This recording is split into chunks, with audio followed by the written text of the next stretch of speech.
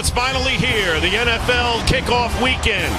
And what better place to be than Pittsburgh? And today, the NFL Fox brings you the Atlanta Falcons taking on the Pittsburgh Steelers, a solid test for both of these teams. And welcome, everyone, to Pittsburgh. Dick Stockton along with Charles Davis. And let's welcome the new member of our team, Jim Mora. And right now, let's get right to it. Big story during the offseason, Ben Roethlisberger suspended for 4 games, and Byron Leftwich has a knee injury. Dennis Dixon is starting today. What does that all mean, Jim? Well, Dick, the big question in everyone's mind is how's Dennis Dixon going to perform in his second career NFL start? What Dennis has to do is manage the football game. He doesn't have to go out and win it by himself. He has to take care of the football. He's got to make sure that he makes good decisions in critical times in the game. And he's got to depend on his defense. And that's what I'm really excited about, is watching the Pittsburgh Steelers defense today. A defense that is full of prideful men that don't feel like they performed up to their amazing standard last year and have a chip on their shoulder going into this year. And you know what else? They've got a guy with a cape on his back coming back, Troy Polamalu, and they're going to need him today, Charles, against a very explosive Atlanta offense. And it's an Atlanta offense, Jim, that wants to test Superman's cape. They want to tug on it. Matt Ryan is always the story, the starting quarterback for the Falcons, beginning his 3rd season. But for them to fly the way they want to, they need their running game. They need Michael the Burner Turner back. Last year he was hurt, missed 5 games. They missed the playoffs. 2 years ago, all 16 games played, they made the playoffs. It's as simple as that. Before the Falcons fly, they want to do it by running first. No question, Charles, that he's the barometer of this Atlanta Falcon team. So we're set to go, the Falcons and the Steelers, and we'll be back after this from the Verizon NFL Mobile Update.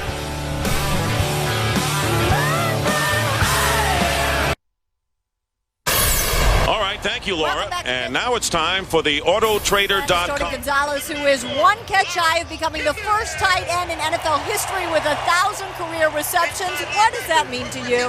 It's a big deal. Obviously, I've been blessed just to stick around this long and be able to join that group of guys like Terry Rice, Marvin Harrison. I mean, it's just incredible and something I never thought would happen, but I'm glad I'm here to do it. What do you think? Should we get the season started? Yeah, we're going to get the season started. I can't wait. It's finally here. Let's go do it. Terrific. Good luck, Tony. Dick, back up to you. All right, thank you, Laura. And now it's time for the Autotrader.com Ultimate Quarterback Comparison. The experienced Matt Ryan will be making his 31st career start for the Falcons today. Dennis Dixon, only his 2nd career start and the 1st in Pittsburgh for the Steelers. Autotrader.com, the ultimate automotive marketplace. And coming up next, the Falcons-Steelers opening kickoff. You are watching NFL Sunday Ticket. Of the National Football League.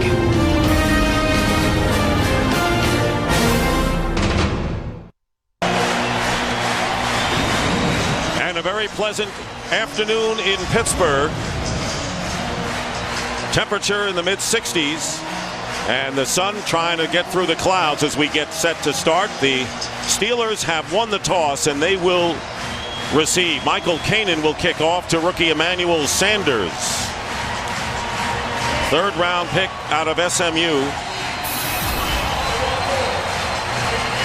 And this crowd is revved up, all dressed in black and gold, and a low kick starts this game. Sanders from the 2.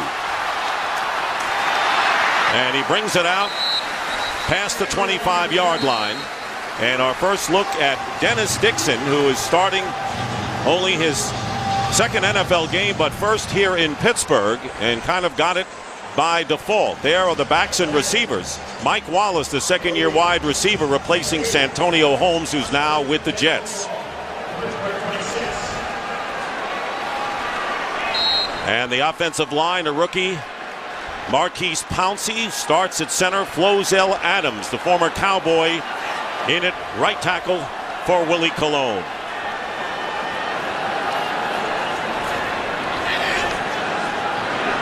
First down from the 26, and the handoff to Rashard Mendenhall, and he bangs his way out to the 30-yard line and a gain of 4. Eric Coleman making the tackle. Let's take a look at the revamped Atlanta defense, and they have 5 new starters. John Abraham is the veteran, and Trey Lewis is starting for Jonathan Babineau, who's been suspended for a game. Rookie Sean Weatherspoon gets a start at outside linebacker, and the big change, Dante Robinson, former Houston Texan, acquired at cornerback. 2nd down and 6 with 2 tight ends. Heath Miller lining up in the backfield, and it'll be play action. And the pass to Heath Miller, and the tight end close to the first down. And Sean Weatherspoon, the rookie from Missouri, making the tackle. And right near the first down margin. First 2 plays of the game, you saw Pittsburgh come out and go heavy sets right away. Ran the ball the first time, faked it now, and get it out to their Pro Bowl tight end, Heath Miller, matched up against the rookie linebacker, Sean Weatherspoon. A nice look right out of the gate for the Steelers. And that's what they want to do. Get Dennis Dixon on the move, push in the pocket. And that's what they've done. 3rd down and 1. And Isaac Redmond, who is their outstanding short yardage back, gets the call. And Redmond fights his way for a first down out to the 37. Gain of 3, and the Steelers move the chains. Big physical offensive line for Pittsburgh, just moving the sticks, getting out, and good running there by Redmond. Power football. And did you hear the roar from the crowd? They love that type of Steeler football, appreciative right out of the gate with a Pittsburgh Steeler team that says they want to run the ball more effectively this year, maybe not necessarily more. And there is Pouncey, the rookie center. Steelers have had great centers over the years, haven't they?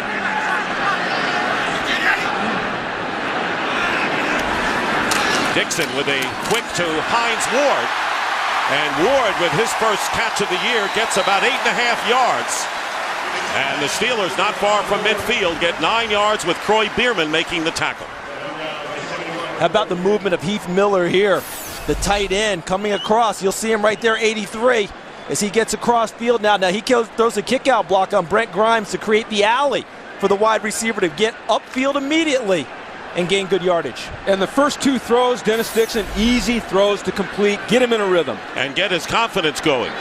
2nd down and 1. And they go to Redmond again, and Redmond will get the first down at the 49-yard line. So conservative play calling by Bruce Arians, and the Steelers have picked up 2 first downs right at midfield. Mike Tomlin trying to get his team back from a 500 year after the Super Bowl championship 2 years ago. And a great job by Mike Smith, who has led the Falcons to back-to-back winning years for the first time in their franchise history. Antoine Randall is in as a 3rd wide receiver, and he goes in motion, and he does not get the ball. It's a fake, and they go to Mendenhall on the opposite side, and Rashard Mendenhall picks up 9 yards. So Dixon's first 3 throws, we see a bootleg moving out of the pocket, then we see a quick screen. And then they come back with a screen to a running back. So Bruce Arians doing a nice job early in this game of trying to build the confidence of his young quarterback by giving him easy passes to complete. Bruce Arians, and of course, we heard a lot during the offseason of the Steelers' need to go back to the running game. And we've seen evidence of that early. They just come right out and mash them. Atlanta, a lighter, quicker defensive line. They want to stem and stunt. They've gone right at them early in the run game. 2nd down and 1. They go to Mendenhall. 2nd effort and a first down just at the 40-yard line. Weatherspoon making the tackle again, a gain of 2. And this is what the fans would say would be Steeler football. Yeah, this is Steeler football. It's nothing fancy. We haven't seen any big breakout runs, but they're going right into the teeth of the Falcons defense. And Mike Tomlin told us on Friday, he says, you know what? This is a smaller, quicker defensive line. We got to pound them a little bit. Mendenhall with a big year last year, and they expect more of him this time. First down on the 40 of Atlanta. Here comes pressure. They give it to Mendenhall, and that's not a bad play against pressure. Thomas Deku making the tackle. Could have been more, but the Steelers will be happy with 5 yards on first down. And do you see how big open field tackling is? Watch this play early. Watch Deku, number 28, coming into your screen. If he doesn't make this one-on-one open field tackle, look at the space Mendenhall still has to roam with a blocker downfield. Mendenhall goes out and Mewelde Moore comes in. It'll be a first down on the 35 of the Falcons. Second down and 5. Second down and 5, and the pass bobbled by Mewelde Moore out of the backfield.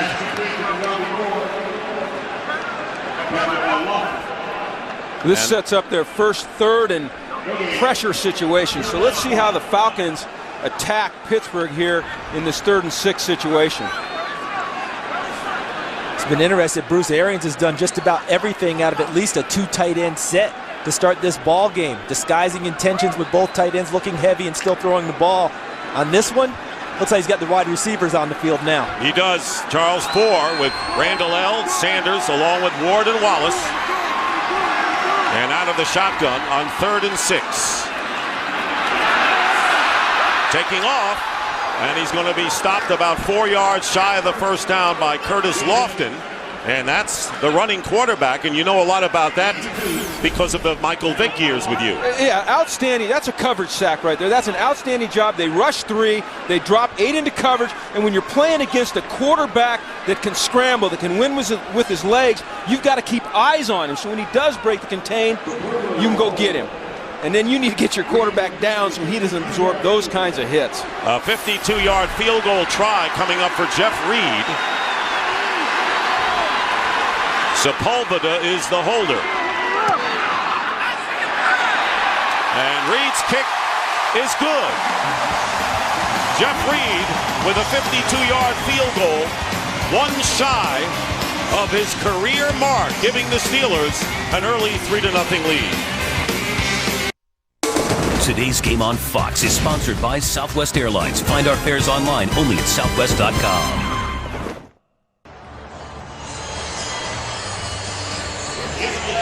And the confluence of the Three Rivers here in Pittsburgh, 3-0, and now maybe Dennis Dixon can exhale after that first drive. Yeah, great start for that young man right there. 4 for 4 throwing the ball, all easy throws, made good decisions, protected the ball well. That's why he's smiling. And a 7-minute drive to get points on the board. Jeff Reed, who provided those points, kicking off Jarius Norwood from the 4, returning for the Falcons. And he brings it out to the 25-yard line where Jason Worlds makes the tackle. Mike Tomlin, very easygoing coach. He's been the winner. We'll be right back. Today's game on Fox is sponsored by Bud Light. It's the sure sign of a good time. Here we go. And we're back in Pittsburgh with the Steelers leading 3-0. And the Falcons' first offensive possession beginning from the 25. Well, let's look for a throw to Tony Gonzalez here.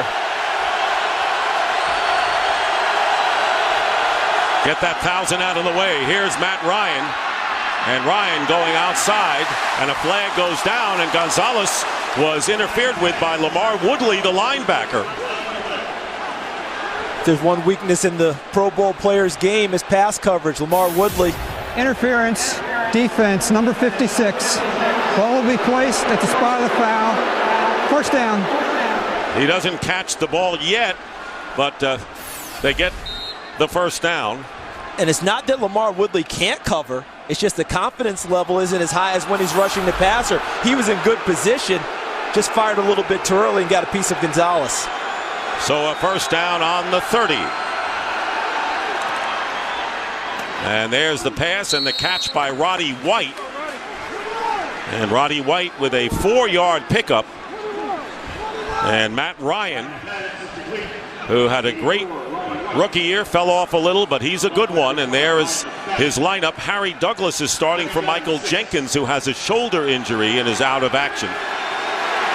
And the offensive line intact. Todd McClure starting his 129th consecutive game, and that is a Falcon record. Heavy run set right here.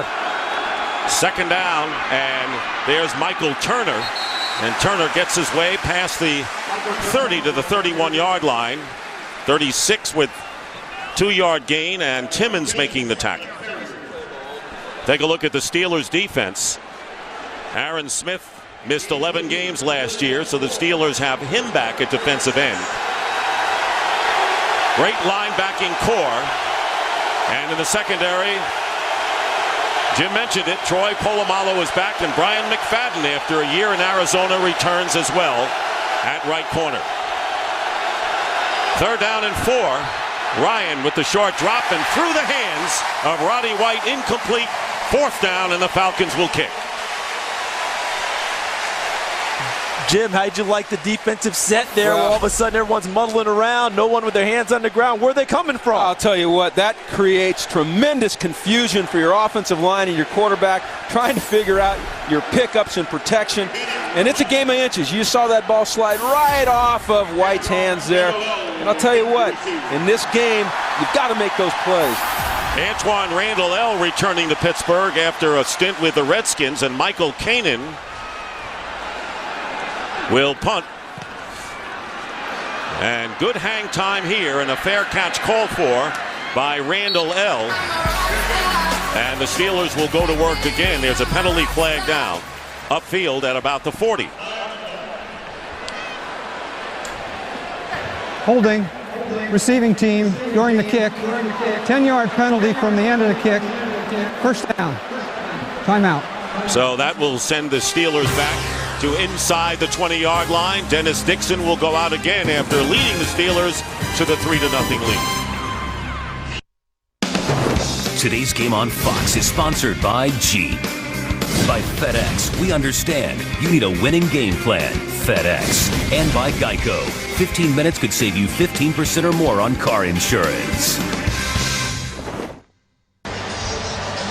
Picturesque Pittsburgh with the hills, and the Steelers leading 3-0. And after that holding penalty on the punt return, we'll start from the 13. Corey Peters, a rookie from Kentucky, in at defensive tackle for Parade Jerry for the Falcons. Mendenhall gets a couple on 1st down, and for a game break, let's check in with Kurt Menefee. Well, a lot of folks wondered when, if at all, Wes Welker would return this season after that bad ACL injury at the end of last year. I think he's back. 9-yard touchdown from Tom Brady. Patriots on top of the Bengals, 7-0. Dick, Charles, and Jim. So, Brady with a new contract and 59 yards and a touchdown. And Wes Welker with a new knee and working quite well with it. Would you rather have a new contract or a new knee? Well, I'll take the contract, thank you. Second down and 8. Isaac Redmond, the first back through, trying to reach out close to the 20, gets to the 19-yard line. They'll be 4 yards shy of a 1st down. Curtis Lofton making the tackle. There is Red Zone Redmond, as they call him, coming off the field. Very valuable short yardage back. Yeah, I like the way they're using him and Mendenhall together. They call that their pony package. Gives them 2 guys that can carry the ball, and Redmond's a capable blocker. 3rd down and 4. Showing pressure here. Quick release and incomplete, little low for Antoine Randall L. over the middle. So 4th down coming up. Punting situation for Pittsburgh. And quite simply, what the Falcons did there is they showed 2 guys in the A-gaps, showing pressure, then they dropped off and played man, and they had a guy spying Dixon there, which I didn't know that they'd do. He's got to make that throw, though. That's an easy slant route to the outside. I believe he was affected by the inside pressure. Eric Weems is back, and kicking is Daniel Sepulveda, and a good kick sending Sepulveda back to the 26. He's a tough one, small as he is, and Eric Weems with the return. Very valuable. Eric Weems on special teams.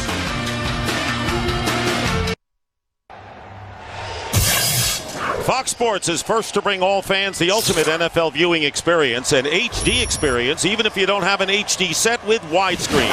Viewers watching in standard definition are seeing small black strips at the top and bottom of your screen. Well, that's good. You're actually seeing more of the field than ever before, and the same perspective as your friends with HD without lifting a finger. So sit back and enjoy the game and your better view of the action. First down on the 32. Michael Turner.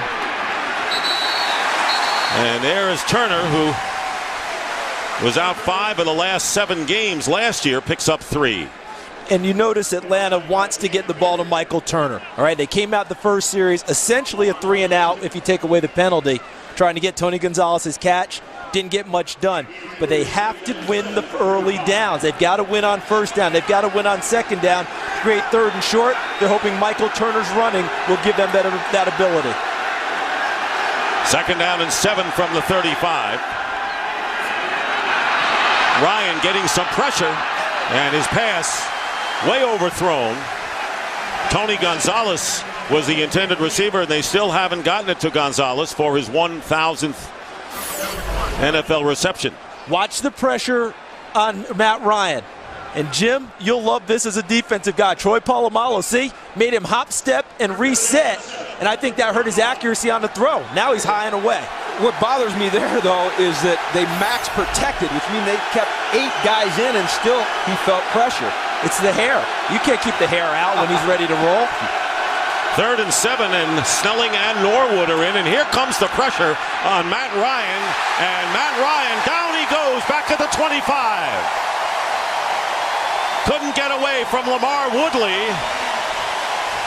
who was 3rd in the league at sacks last year with 13.5, a loss of 10. This crowd going wild. Back-to-back pressures up the gut. And watch what happens in here to number 73, Harvey Dahl. He gets blown right back into the face of Matt Ryan. No chance to complete a pass that way. Look at the power. Look at the power that Woodley exhibits there.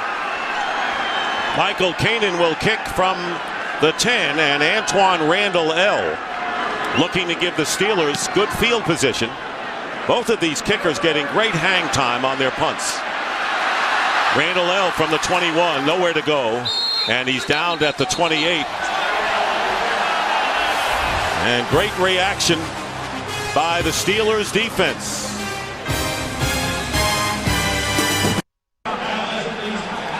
And here's the book that Matt Ryan is looking at with his quarterback coach Bill Musgrave right there. And what he's trying to figure out is who's coming and who's dropping when he sees those exotic looks up front. The other thing they're trying to do is figure out coverage on the back end. Looks to me early here like Ryan's trying to force the ball to Gonzalez. Steelers with a first down on the 28. Dixon 4 of 5 for 22 yards early on. And a whistle. False start penalty against the Steelers. False start. Offense, number 89. 5-yard penalty. First down. That's the second tight end, Matt Spaeth.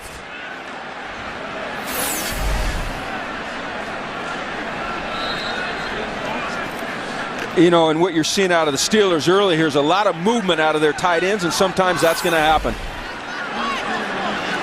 Now it's 1st and 15. Ball back at the 23. Here's Mendenhall picking his way up the middle, picks up about 3 yards with Mike Peterson greeting him. You notice with a young quarterback, 1st and 15 backed up does not necessarily mean the ball's in the air for the Pittsburgh offense. And one of the things Pittsburgh did as a team was take a look at a game film of Tennessee and Jacksonville when Vince Young was a rookie, because they wanted to see how Mike Smith, who was running the Jacksonville defense at the time, planned for Vince Young, who they equate to Dennis Dixon. And boy, they had a lot of success that day. They're hoping that it doesn't happen to them today. Second down and 12. Under 3 minutes to go. And here's Mendenhall.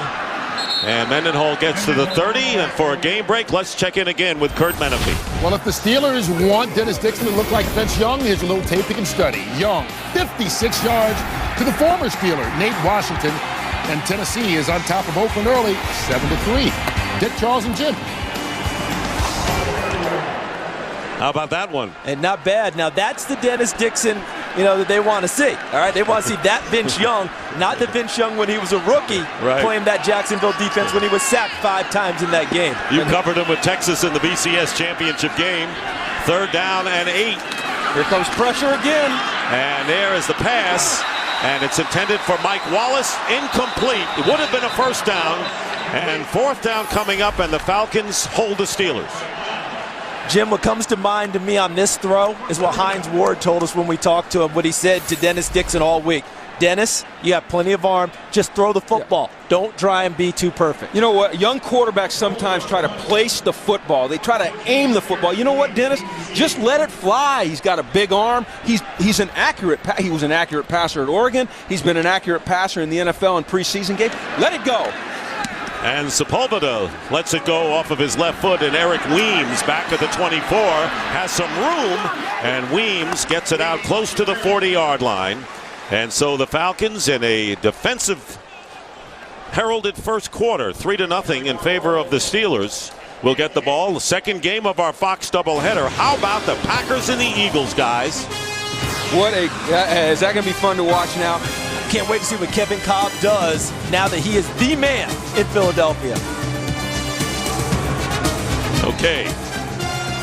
Kevin Kolb, and you got a lot of people think that Aaron Rodgers may be the up-and-coming quarterback in the conference. Hey, when you're talking about elite quarterbacks, Aaron Rodgers is in that conversation now. No doubt about it. Along with the guy we're watching here today, number 2. Yes. 1st down at the 38 for the Falcons. And this pass intended for Roddy White. And the Steelers are yelling for offensive pass interference. Ike Taylor was defending on the play. Well, as a former DB coach and D coordinator, I know you had to like that coverage. Well, I love Ike Taylor. Did you see how he pinned him to the sideline and gave nowhere to go? Picture perfect. We got to get out here. Look, the Falcons are going to their no huddle. And that means the umpire has to quickly get back in a hurry. And it's an audible as well. On 2nd and 10.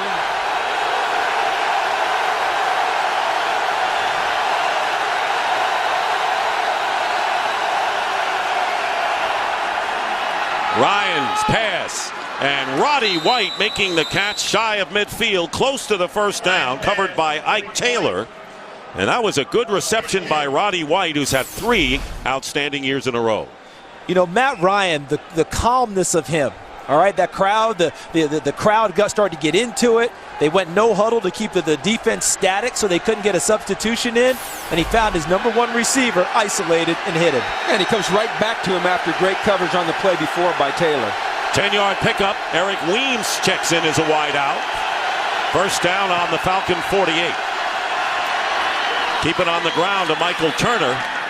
And Turner, great second effort, gets into Steeler territory, the 48-yard line, getting 4 yards. The first 2 series, the Falcons struggled a little bit to find a rhythm. I think they want to put the game in Matt Ryan's hands here with this hurry-up offense. Let him make decisions based on what he sees and try to keep the Steelers off balance a little bit on defense. Yeah, it's not just changing the tempo, it's making sure they can't substitute on defense either with their sub-packages. And I'll tell you what, I love this ninja look. I call it the ninja look when all the defensive linemen are standing up.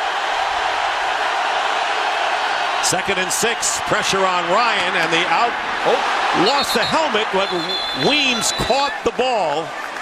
And Eric Weems, that's the toughness of this little guy, gets 5 yards. And don't forget with the new rule, guys, as soon as a player's helmet comes off, plays dead at that spot. And it should be. Player safety's got to be paramount, and it is. And the league's done a tremendous job. Steelers are going back to their base package. The Falcons going back. Big Casey Hampton checking back into the game. The guy was born to be a nose tackle. Brian McFadden made the hit. How do you like it up here with the headset, Jim? I'll tell you what. I'm trying to get used to calling players by name. I'm so used to calling them by position. 3rd down and 1. Turner. Now that's not going to get there. That's Pittsburgh Steeler defense right there. The helmet comes off on the play before, and then they stuff him on 3rd and short. Led by Lawrence Timmons, who was Mike Tomlin's first draft pick when he became the head coach.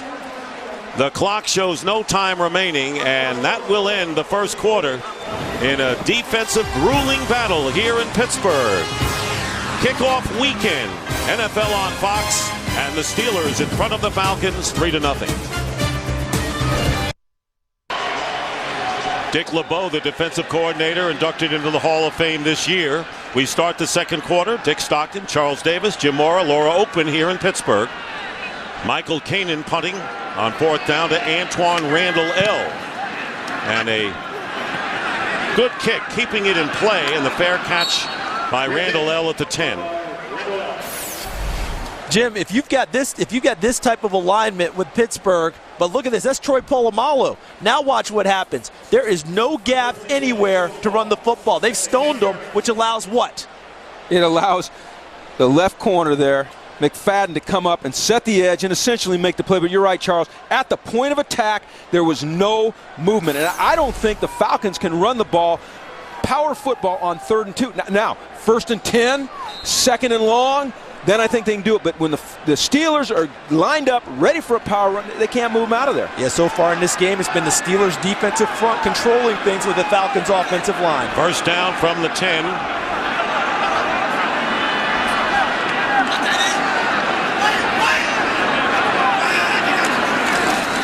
Dixon will hand off to Mendenhall, and the Falcons all over him. No gain. Now, the one good thing that's happened on these last 2 possessions, guys, is that the Falcons have changed field position in their favor. This is the second drive in a row that the Steelers are starting from deep, coming out, right? So they're coming out off of the goal line. That allows the Falcons now, if they can hold here, great gain point. Field position. Great point. It's a 3-point game, and you're seeing the changes in field position. So, you know what? Falcons get a good drive. And Brian Van Gorder, the defensive coordinator, trying to keep them penned in to help his offense. 2nd down and 10. Again, Heath Miller lining up in the backfield. And the pitch is to Mendenhall. Spinning his way out. Not a bad run as he gets out to the 15. Kurt Menefee has another game break for us. Kurt, take it away. All right, Dick, first regular season game at the new Meadowlands Stadium, and the Giants put up their first touchdown. Eli Manning to Hakeem Nicks, 26 yards on the score, and the Giants lead Carolina as they start the second quarter, 7-3. Dick, Charles, and Jim. What do you think of the Giants' chances here? Everyone's talking Dallas in the NFC East, Charles. And I think they love that because they've got a new spirit on defense with Perry Fewell as their coordinator. Guys will come out ready to play, and Hakeem Nicks trying to emulate Plexico Burress. 3rd down and 5 after the run by Mendenhall. Dixon given some time here, and he throws to Antoine Randall L.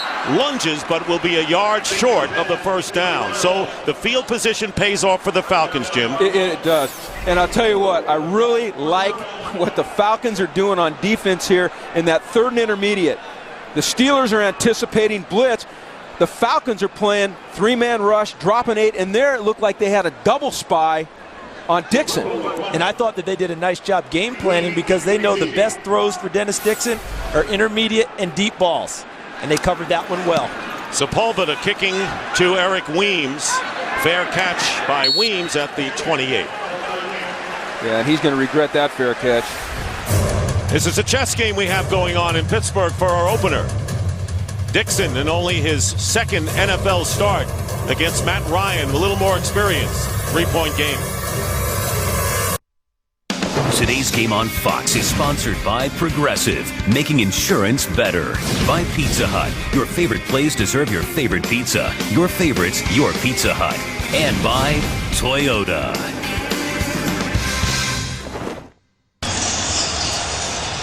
And welcome back to Pittsburgh. Defense, you see there upstairs. That's what this game is about. Dennis Dixon over on the sidelines. Engineered that first drive that got a field goal. That's been the only scoring. First down at the 28. Pitch goes to Michael Turner. And he gets a couple of, that's all. And here's the book we're talking about that. In this case, it's not a book, but it's a series of photos taken from the sideline and the end zone right before the ball is snapped and right after the ball is snapped, so that Bruce Arians here, the offensive coordinator, between series can get with his young quarterback, Dennis Dixon, and explain what the Falcons defense is trying to do to him. And it gives him a visual that helps him as they go through the game. 2nd and 7. Again, it's Turner. And again, the Steelers are staunch against the run, led by James Harrison. No gain on the play will bring up third down. That's kind of a game where no play by either side has been longer than 10 yards. Well, here's a good reason why. The 2008 NFL Defensive Player of the Year, James Harrison, helping turn the play back inside. He didn't make the play. Timmons, Casey Hampton did, but he turned it inside where traffic was, and they cleaned it up. 3rd and 6. Brian Finneran, the third down receiver, is in there and going deep and making the catch. Roddy White will have a first down to the 47-yard line. That's the longest play from scrimmage, 16 yards. There's Roddy right here running an out route. Outstanding poise by Ryan, staying in the pocket, especially with the pressure, and an outstanding that's a tough route to defend when you're playing inside man leverage like that corner is there. That's the throw, flat out phenomenal. From the pocket to the deep outside, on the money. First down at the 48 of Atlanta. Here's Turner. And down he goes. Lawrence Timmons for a loss on the play. You're not going to get an outside run on the Pittsburgh Steelers. They try to bounce that outside. There's too much speed. They play a 3-4 defense, so they try to corral everything inside. There's too much push up the middle. As a coach, you've got to love what you're seeing because they don't allow creases for the runner to come here. What they're doing is they're making him bounce outside. Second down and 12. Jarius Norwood checking in at running back. Ryan will throw it, and he'll complete it to Harry Douglas, and a first down to the 41 of Pittsburgh. A pickup of 13 with Woodley, the linebacker, downfield defending. Getting Harry Douglas back has been huge for Matt Ryan. The one thing that they missed last year, one of the things they missed, was a guy who was a catch and run guy. All right, a guy who can catch it, get it upfield, and turn it into bigger yardage. They lost him in preseason, never had it all year long. Knee surgery ended that campaign. Jason Snelling, another one of the Falcon backs in there at 1st and 10. And there's Ryan with protection, overthrows Tony Gonzalez. We all thought he was going to catch the first pass he was interfered with and finally get that 1,000 under his belt. He still has not caught one. Yeah, and Matt Ryan needs to go through his progressions and not focus on just throwing the ball to Tony Gonzalez. Falcons are in their heavy set. They brought an extra offensive tackle in for a tight end there. Will Svitek, number 74. And they're overloaded to the Pittsburgh defensive right with linemen. 2nd and 10, pressure up the middle, handoff to Snelling. And there was James Farrier, the ageless one, making the tackle and limiting Snelling to a gain of only 1. You know, I love the way the Pittsburgh Steelers played. Good defensive football teams have guys on their feet, not guys on the ground getting cut. And look at all the Steelers on their feet, and then the secondary swarming and pursuing and corralling the running back. Now it's 3rd and 9. And the crowd. You better believe this is a pressure down here, Dick. Ryan gets hit as he throws, trying to get it to Gonzalez, but he got hit as he unleashed that throw. And it was Ziggy Hood who put the pressure on, number 96, and a comer for the Steelers. And good protection up front here by Atlanta. Great job by Snelling on Farrier there, but the coverage was just outstanding down the field. And eventually, against this type of rush, there's a breakdown. And there's Ziggy Hood. Boy, they like old Ziggy Hood now. They say he's really coming on. Mike Tomlin couldn't say enough about him the other day, so Michael Kanan will kick on 4th down, and Antoine Randall L. Fair catch inside the 10. So once again, the Falcons have the Steelers hemmed in. Long way to go for them in a 3-0 game. We'll be back to Pittsburgh after this.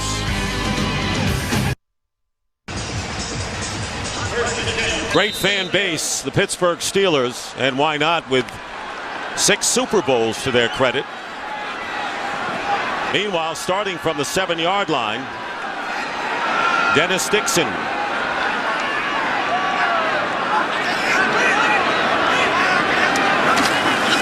There's Rashard Mendenhall. Good run by Mendenhall, and he gets 9 on first down. And this is where your eyes carry your feet, because all the blocking goes this way, but watch Rashard Mendenhall see the opening back that way and get to it. Excellent job reading. See the eyes? The eyes carry the feet of a running back. The spin, the move, almost a first down.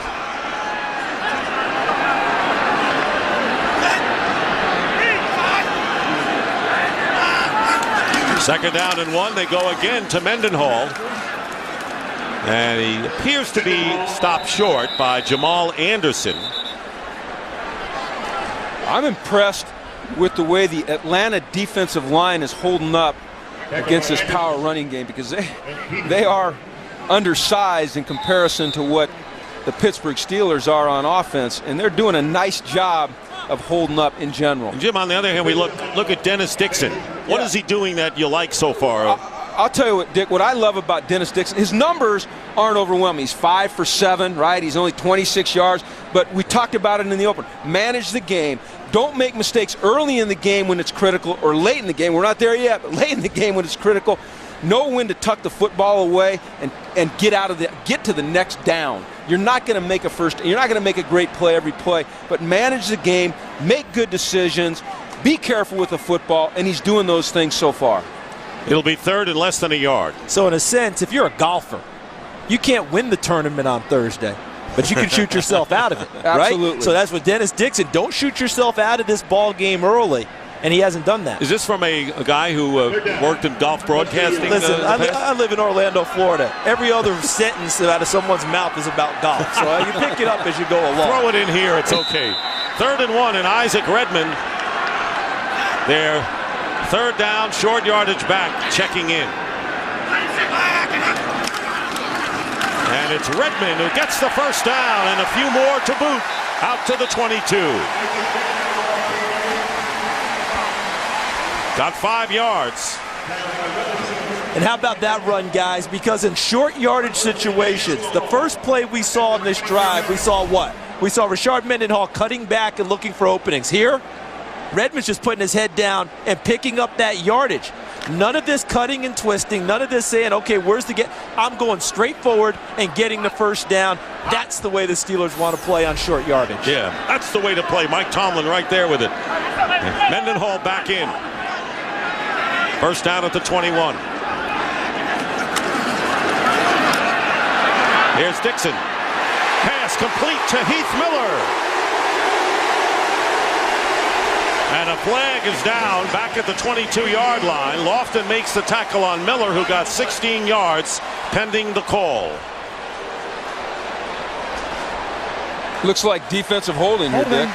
Defense, number 56. Penalty is declined. First down. That's Sean Weatherspoon, the #1 pick out of Missouri. Yeah, and that's a rookie mistake there. His feet, he loses his leverage. He's supposed to keep inside leverage on the back. He gets outside. He has to grab him with his arms to try to regain his leverage. The official sees it. But you got to like the throws that Bruce Arians is giving Dennis Dixon. Yeah, easy short, over the easy, middle. Yeah. Right his line of vision, able to throw darts. They got it up to the 38 now, started at the 7-yard line. Mendenhall and Redmond in there, and the call is to Mendenhall. And he brings it out to the 40-yard line, and for a game break, once again, here's Kurt Menefee. One-time Falcon quarterback Matt Schaub, now the man in Houston, hooking up with Kevin Walter for a 22-yard score. The Texans on top of Indy, 13-0. Dick, Charles, and Jim, I'm sure you guys know, all-time Indy 15-1 against the Texans. How about this one? You know, I like the Texans this year. A lot of people do. I saw Moby Okoye, their defensive tackle in the offseason. He said, I can't wait for that opener. We owe the Colts something. Well, they owe them right now 13-0. They're up. And second down and 8 for Dixon, who has plenty of time. And he completes it to Hines Ward, still on his feet. And Hines Ward gets inside the Falcon 40. And a fumble on the play. Let's see. Hines Ward with a 21-yard gain, held onto the ball. Watch this route that he runs against Dante Robinson. Great job setting him up with an outside move and then being physical, getting inside, And not only that, understanding that he's not touched. Let's get up and get more out of the play. It'll be interesting to watch Dante Robinson, the new acquisition for the Falcons, all day, playing a new style of coverage for him. He's used to press man, playing off. First down to Rashard Mendenhall. Tough to bring down, and he gets to the 30, a little inside the 35-yard line. Trey Essex with a superb block and a 5-yard pickup. Jim, you know what I'm seeing out there right now with the Steelers? I'm seeing their offensive line having fun. Yeah. Nothing like offensive linemen be able to fire off and smack someone in the run game. And I'm sensing confidence. And I'll tell you what, don't let this train get out on the tracks. And look at the disparity in weight between the offensive line and the defensive line there. And as the game wears on, that will become critical. And that was before breakfast. We have to adjust those numbers now.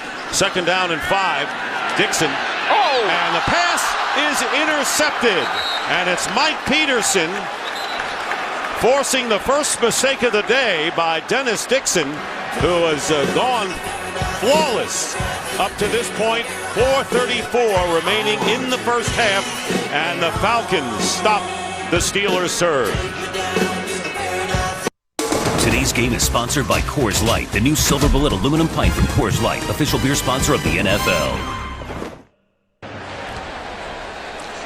Steelers marched 58 yards in 7 plays. They started on their own 7 prior to the interception by Peterson. And Hines Ward trying to calm Dixon down, tell him, hey, let it go. Let it go. Move on. Good veteran leadership right there. First down at the 28 for the Falcons. Trail 3-0. Ryan up the middle. And open is Harry Douglas with the catch to midfield.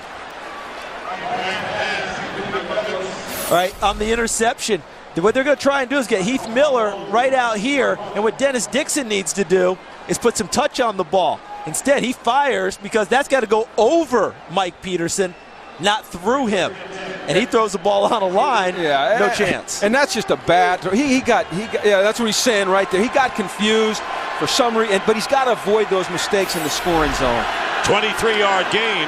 And under the pressure, and a pretty good catch by Jarius Norwood, and a fake by Norwood.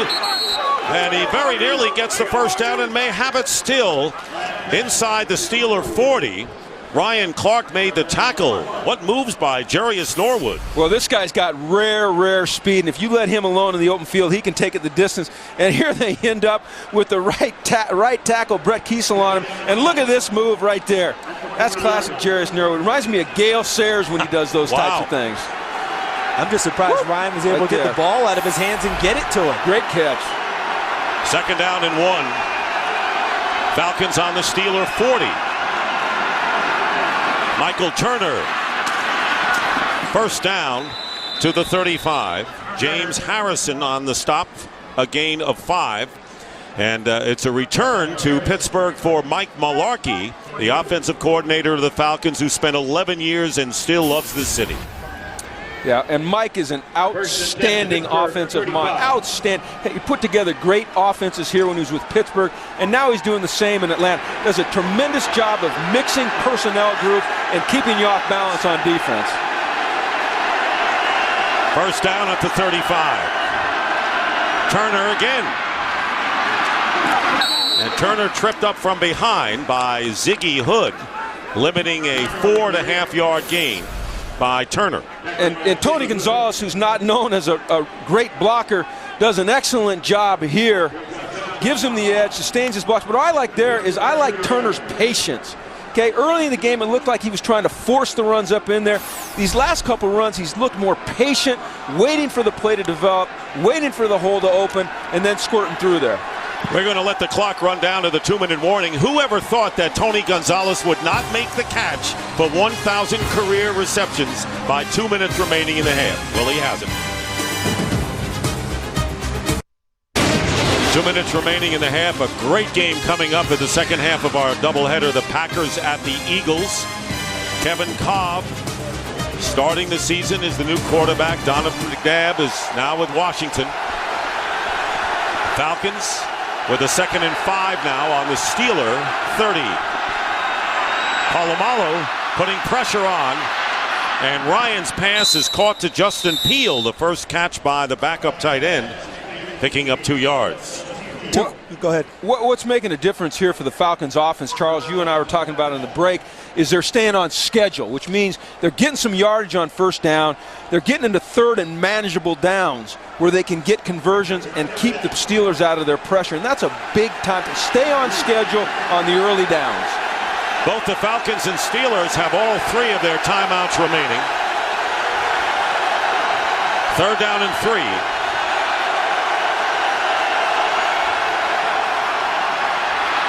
Matt Ryan, and off the chest of Jarius Norwood, 4th down and a field goal try coming up for the Falcons.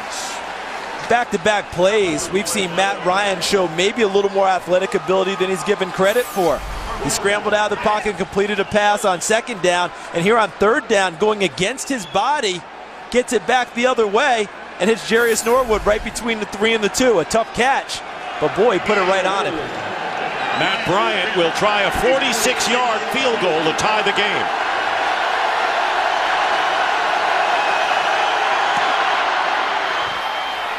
And Bryant's kick is no good as it tailed off to the right. And the Steelers keep their 3-0 lead. It looked good early, but not late.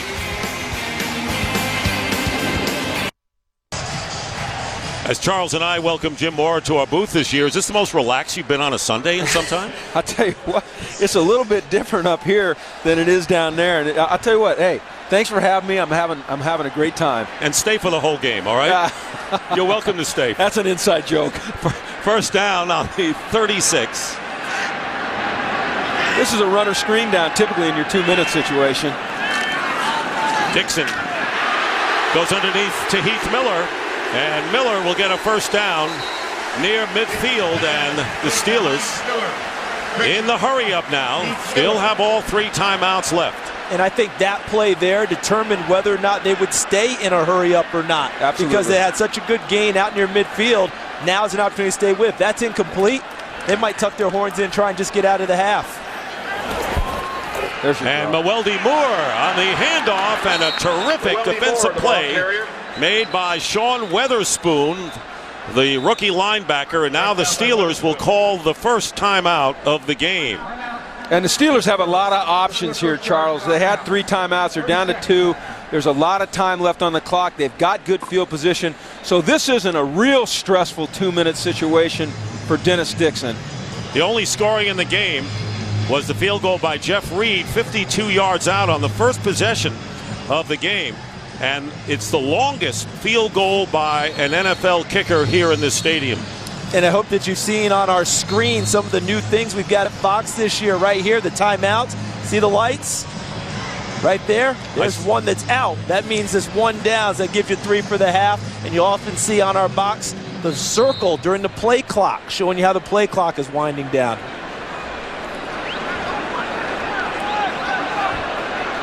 Again, remember the best throws for Dennis Dixon are those intermediate crossing type routes where you can see the throw the whole way. Second down and 10 on the 49 of the Steelers. 1:11 on the clock.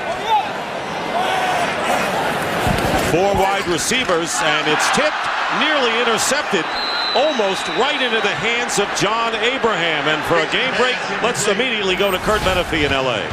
Well, the Houston Texans, Matt Schaub was picked off, and the Colts turned it into points.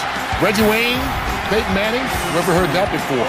It's now a closer ball game, 13-7, winding towards halftime. And Kenny Moose and Bruce will have all the halftime highlights for you in just a bit. Great job here by the Falcons defense. John Abraham needs to catch that and score, but bringing pressure off the left, dropping the right end, right into the line of vision of the quarterback where he wants to go hot. The Dick LeBeau zone blitz. Here comes Heat again. 3rd down and 10. Dixon hangs in there, and the pass is caught close to the first down by Mike Wallace. And the whistle stops the clock with 59 seconds showing. Mike Wallace, the fastest Steeler receiver in his 2nd year. Timeout. Pittsburgh, this is their second charge timeout. 30 seconds. One left for Pittsburgh. Jim, you just mentioned the heat from the previous play. It was his own blitz, and John Abraham dropped. This time he's doing what he does best, running that arc and trying to get to the quarterback, making Dennis Dixon step up to make the throw. He felt the pressure, threw it a little low, a nice completion.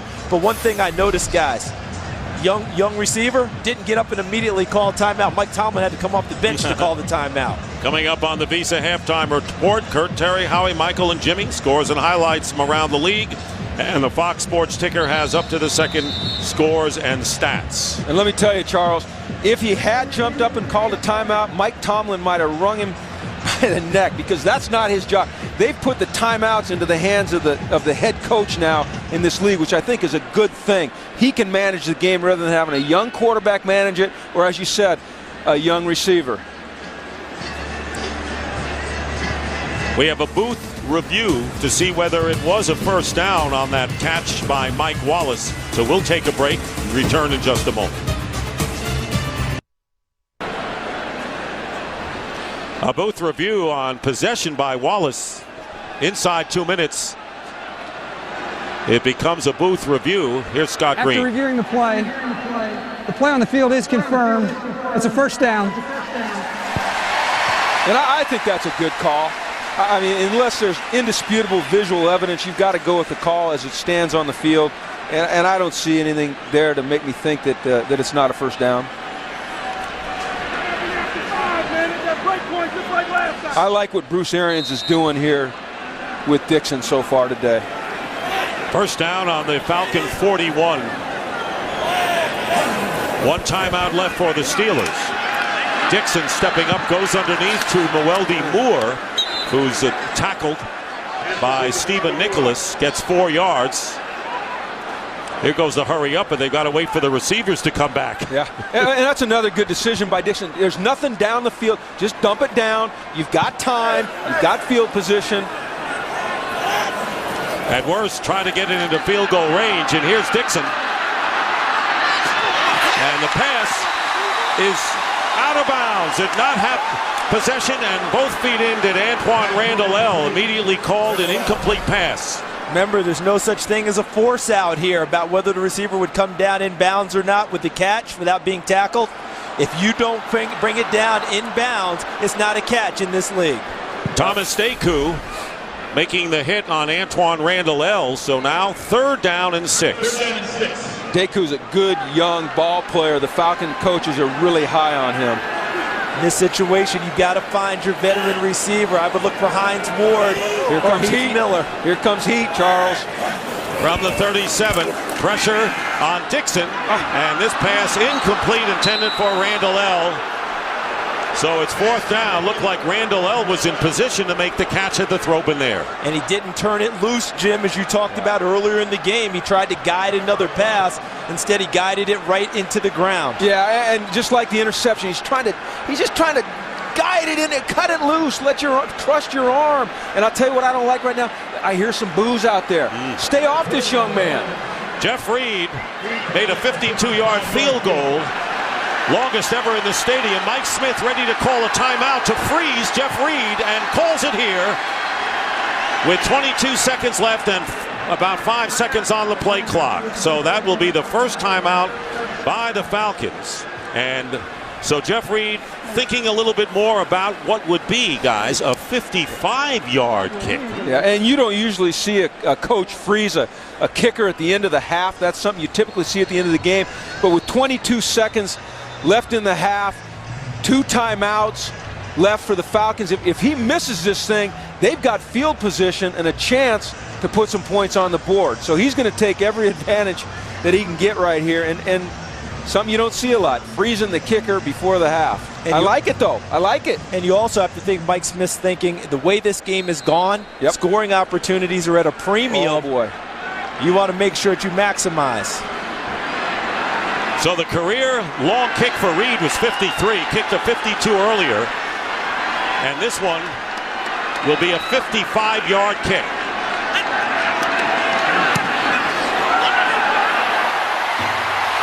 And it is no good. And it hit the post and bounced away. Great decision. It's this close early in the season. Plenty of leg for Jeff Reed.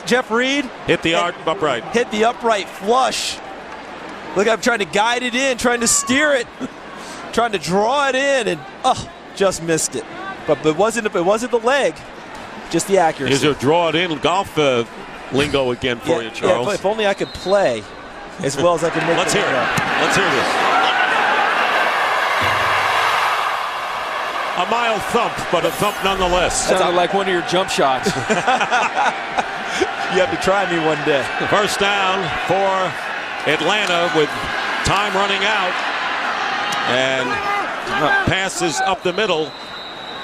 And it is ruled a catch by Eric Weems for 17 yards and into Steeler territory. And the Falcons call a timeout in a hurry. They'll have one left. And who's to say they can't get in position for a field goal? Yeah, and they're going to put time back on the clock here. Look at him go down and cradle it. If I were the Steelers, I'd go ahead and go ahead and take a good look at it. That's going to be a booth replay right there. We're inside 2 minutes.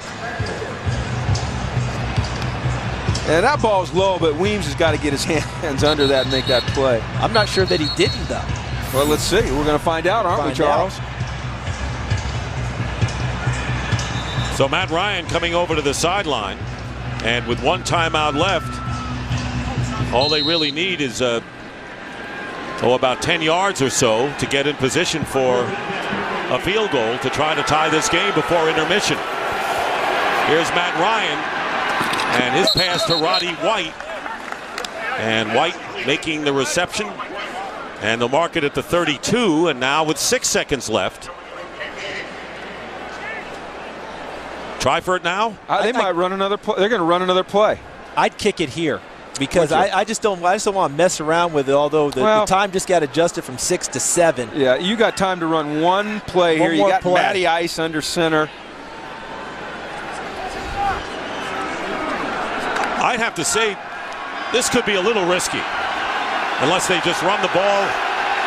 Just ran the same play. And it's incomplete. And 6 seconds to go, and now they will send on Matt Bryant. And I go back to Jim's point.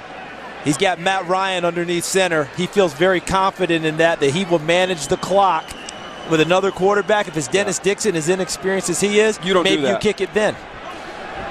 So Matt Bryant, who missed a 46-yard field goal, this one from 49 to tie it up.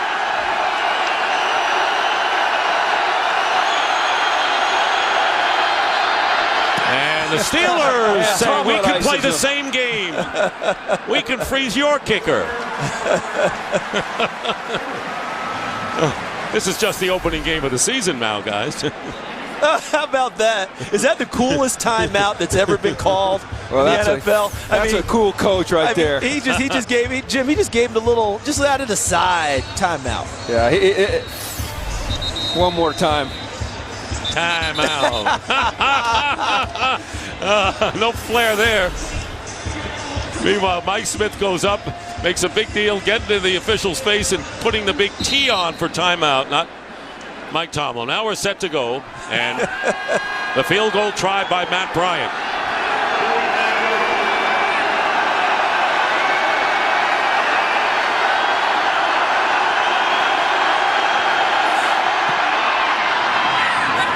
And Bryant's kick is good to tie it up as time runs out in the first half. So a Steeler field goal on the opening drive, and now a field goal on the last play by the Falcons. That's the end of the half. We're tied 3-3. Fox NFL Sunday continues with the Visa halftime report after these messages and a word from your local Fox station.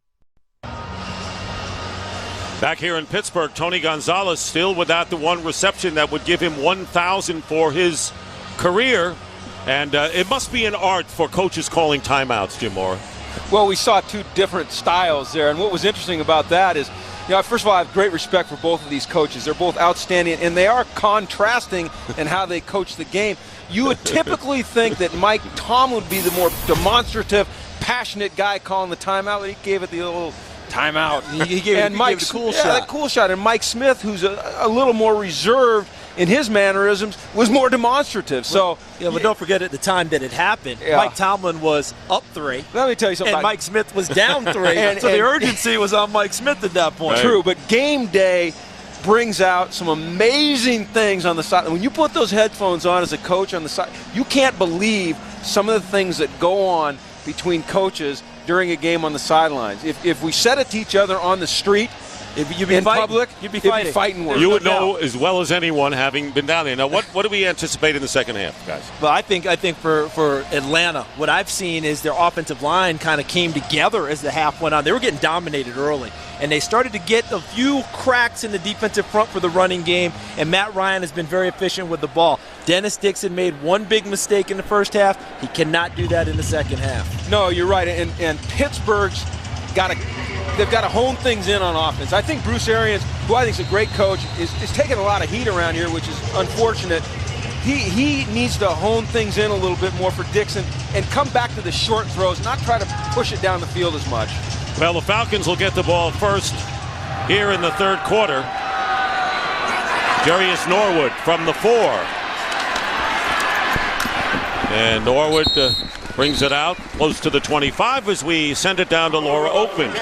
Thanks, Dick. I talked to Mike Smith, who said offensively we handled the surge. He said our protection and our blocking got better, and that's why our drive started to get better.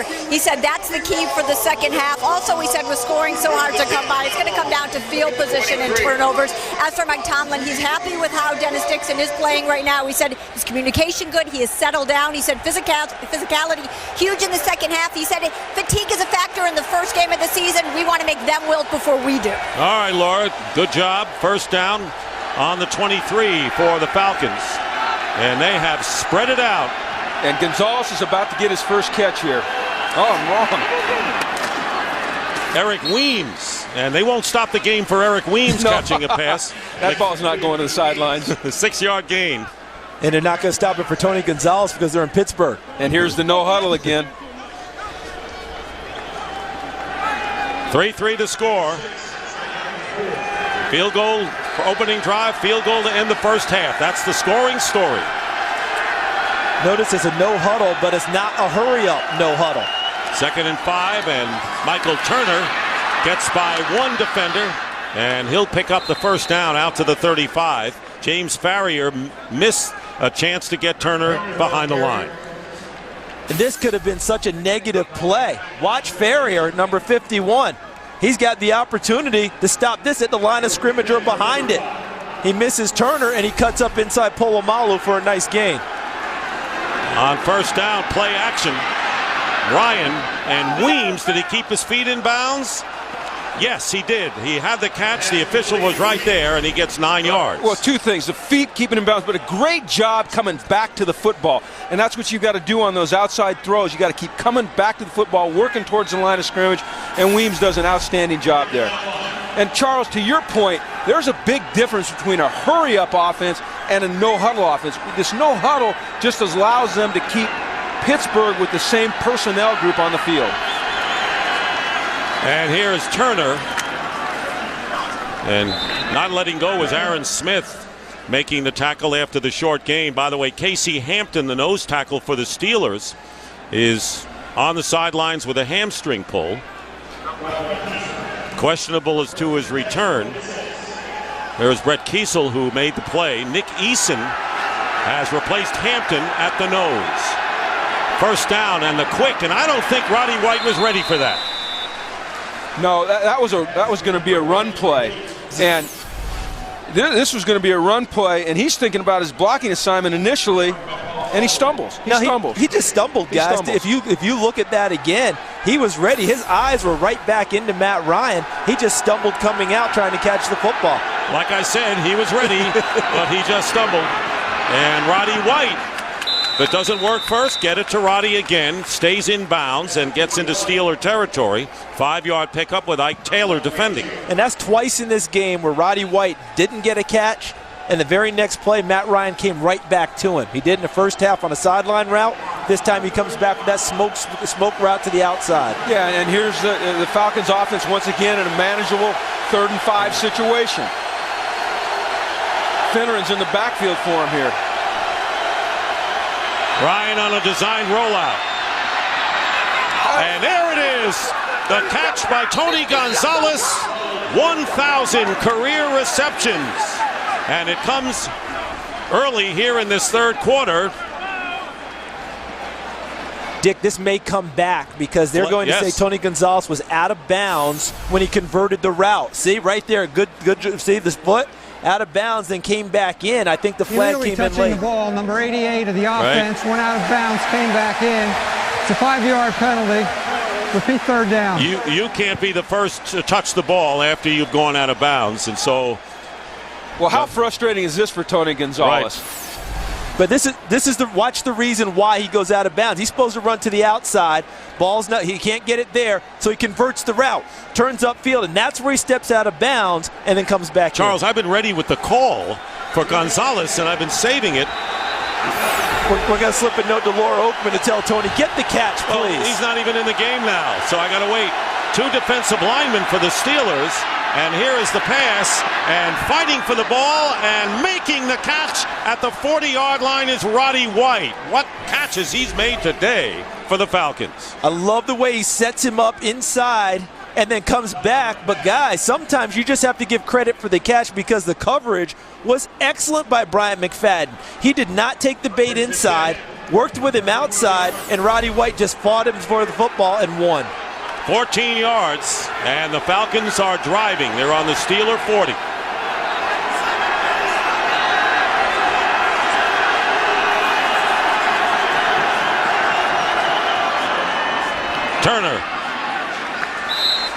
Turner has not gotten much today. In fact, before that last play, it averaged only 2.5 yards per carry. James Harrison that time making the play. Jim, you mentioned a little while ago that you're seeing Matt Ryan become an elite quarterback. Yeah. I think this drive is encapsulating it because they're putting a lot on him. With a check with me, he makes the calls now. It's a no huddle, not a hurry up. He's seeing the formations. He's seeing the defense. He's calling the plays. You're absolutely right.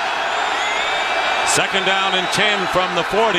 Pressure from behind, and Ryan throwing, and it's caught by Tony Gonzalez, and that will count. Yes, Tony Gonzalez takes him to early in this third quarter, and he makes reception number 1,000 in his career, only the 7th in league history to catch 1,000 passes and the very first tight end.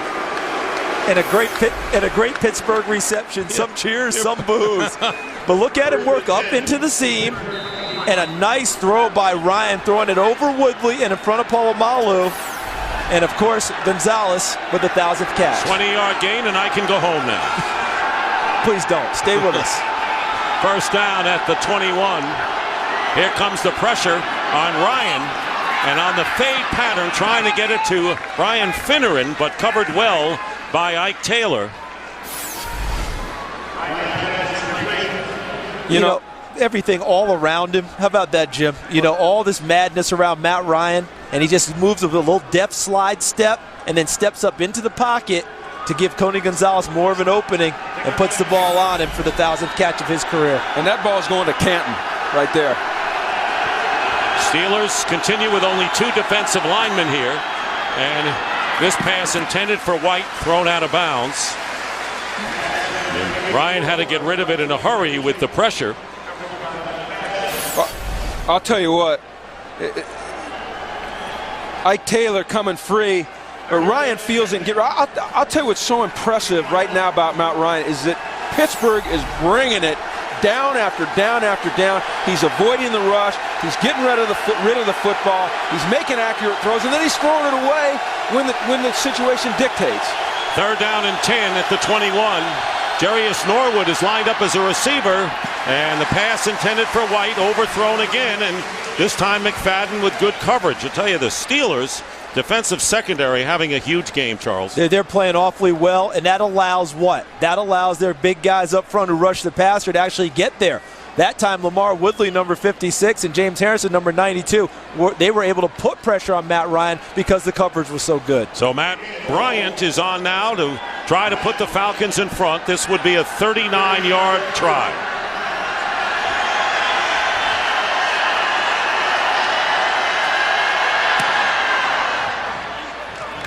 And Matt Bryant's kick is good.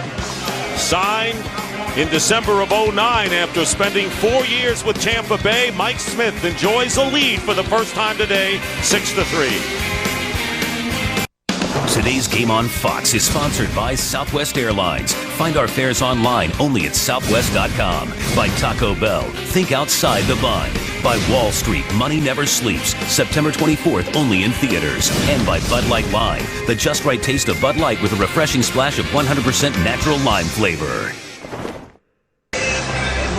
Welcome back to Pittsburgh, and that's Casey Hampton, obviously through for the day with a hamstring pull. The Steelers' nose tackle. Falcons taking a 6-3 lead, and Michael Kanan kicking off, and back deep, Emmanuel Sanders for the Steelers, and a good kick. And Sanders will just take it out on the 20-yard line, and we'll take a break right here. Pittsburgh trying to come back now.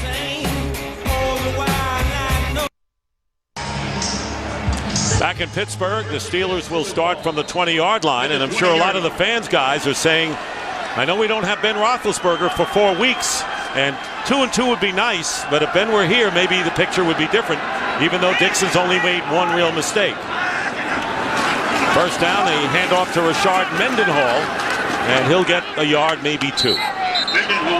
You raise an interesting point, though. You talk about the fans and Ben Roethlisberger and how it works. This is a Steelers team led by Mike Tomlin that hasn't moved on. That's the wrong term. But they've dealt with the situation. They knew what was going down.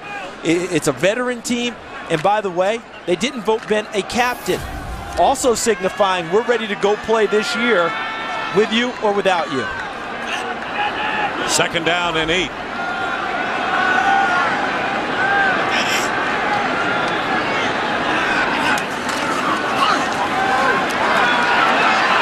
Dixon, and Dixon's going deep for Wallace, and Mike Wallace makes the catch, and out of bounds at about the 25.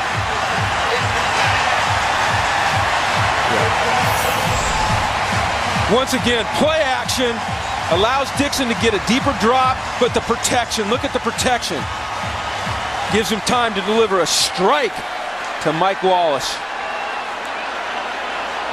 52-yard play, and last year Mike Wallace, who's only in his second season, led the NFL in yards per catch at nearly 19 and a half. So he has been a big play man, and a first down on the Falcon 26. Rashard Mendenhall, tough yards up the middle, gets to the 24. That big physical offensive line of the Pittsburgh Steelers. Let's look and see how this happens down the stretch here into the fourth quarter. They start wearing that smaller, quicker Falcon defensive line down. And don't forget they have a rookie in the middle, Marquise Pouncey, who's doing a tremendous job helping with line calls and handling people up front. Lozelle Adams, 12-year veteran from the Cowboys at right tackle. Second down and 8. Dixon getting the rush, no chance. John Abraham came right in, virtually untouched, and gets the sack. And a loss of 7 yards and the first sack of the game. Way to go, Jim. Yeah, way to put it on him. I was lucky to coach John Abraham in 2006, and he has rare first step quickness. And they put him over there on Max Starks, and he just ran right around him, and that's what Abe can do. He runs like a darn gazelle. I used to try to run striders with him in the offseason. I'd be running as hard as I could. I'd look at him and look like he wasn't even working. So now it's 3rd and 15, back to the 30.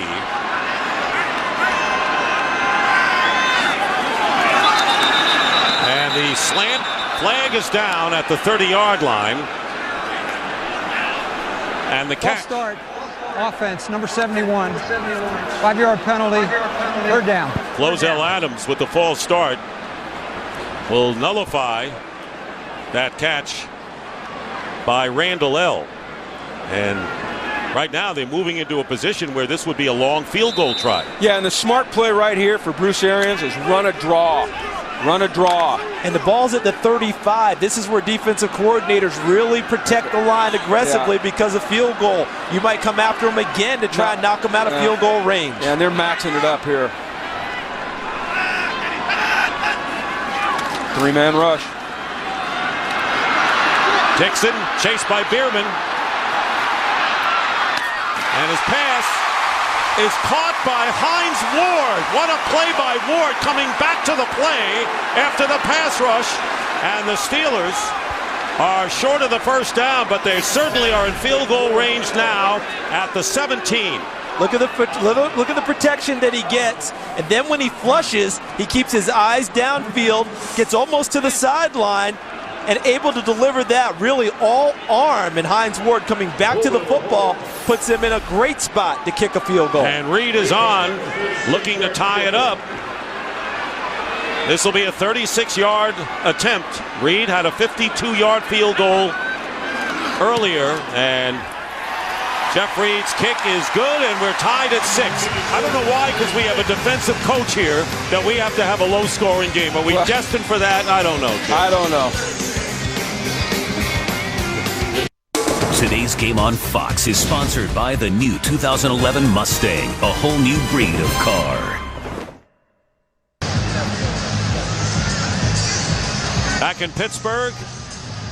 What did Dixon show you on that one, Jim Moore? He showed me how much he's matured. We saw a play similar to that in the preseason where he made the decision to throw it in the end zone as an interception there. Great command of the play. Jarius Norwood will down it there and take it out on the 20. Good kickoff by Reed.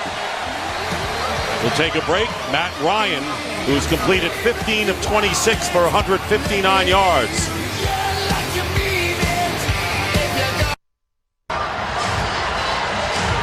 Look what Matt Ryan has done since the early start. You talked about his maturity. That's why they call him Matty Ice. He's not worried about the 1-for-4 start. That's why it leads him to the 14 for 22 thereafter. And the terrible towels are in full bloom.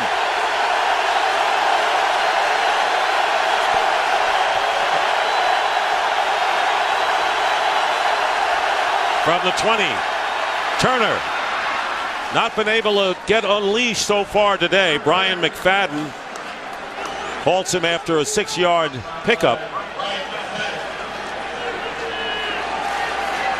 I feel like the offensive line of Atlanta is doing a much better job from about midway through the second quarter through now of escorting their backs to the line of scrimmage to give them an opportunity to gain yardage. Earlier in the game, the penetration was big. They weren't able to get back to the line of scrimmage. Tony Gonzalez right in front of you right here. The tight end lined up wide. Second down and 4. And the pass, Harry Douglas was crossing over and may have enough for the first down at the 30. Charles, you talked about the line. I like what their wide receivers are doing in blocking. And we talked to Mike Mularkey last night. He said he wanted them to take a Hines Ward type approach. Just a simple out route. It's 3rd and 1.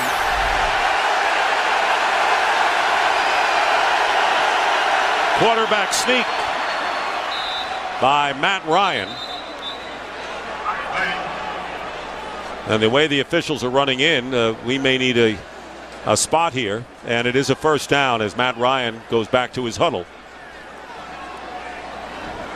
Nothing but field goals in this game. 2 by each team. Steelers, by the way, have won 7 consecutive opening games, the longest current streak in the NFL. And coming up next, the Packers and the Eagles. And what a start in the second half of our Fox NFL doubleheader. First down at the 31.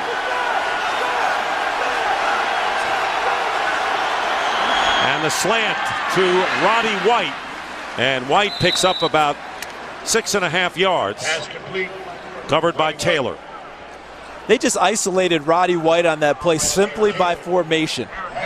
traded over from one side to leave Roddy White by himself on the wide side.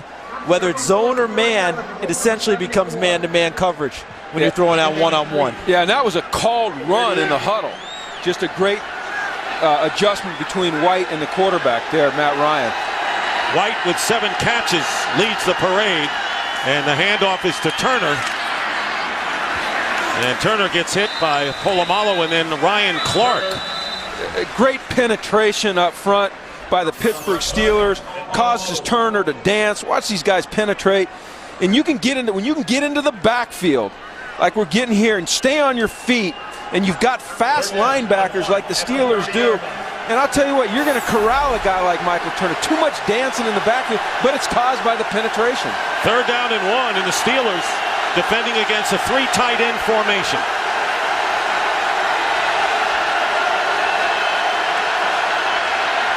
Ryan throwing against it and completing it to Justin Peele. And the tight end makes the grab at the 48-yard line of the Falcons, an 8-yard pickup and a 1st down. Them throwing in that 3rd and 1 situation, Jim, is that a sign of the respect they have for the defensive front of the Steelers, worried about running on 3rd and 1 in that situation? Well, I think so. You know, early in the game, we saw them try to power it up in there. It didn't work. And there they get in their 3 tight end formation, and they run a quick route there and hit Peele. Casey Hampton not in there. Chris Hoke is the nose tackle on 1st down, and Ryan gets hit by James Harrison from behind,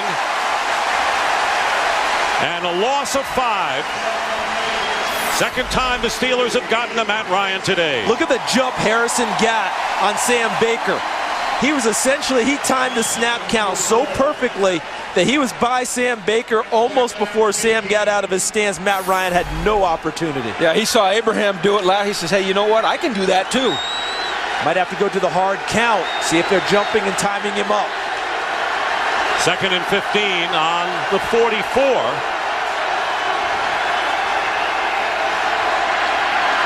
Ryan has time, goes up the middle to Jason Snelling out of the backfield, and right now a game break.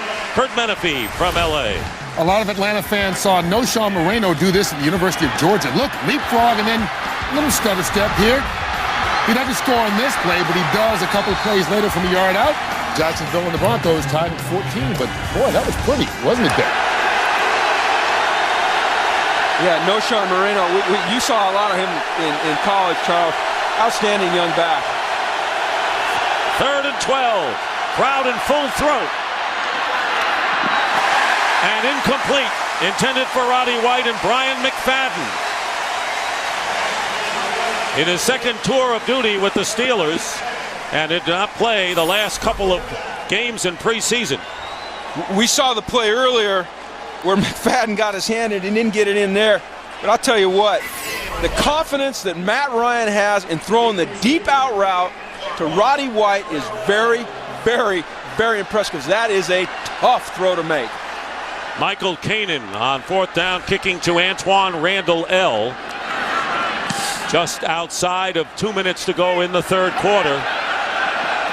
It's going to bounce, and the Falcons will have a chance to down it, and they will at about the 6-yard line. This has been a defensive battle all the way, reflected in the faces of both of these teams. 6-6 the score with 1:53 left in the 3rd. Well, Dennis Dixon on that last drive, the first drive of the 2nd half, he showed me something there. Showed some poise in the pocket, hits Mike Wallace down deep, and then the play that was most impressive was the 3rd and long play. Could have stepped out of bounds, could have thrown the ball away, had the confidence to step up and throw it down there and give him a chance to kick the field goal. And they did, and we're tied, but now starting from the 8-yard line is Dixon.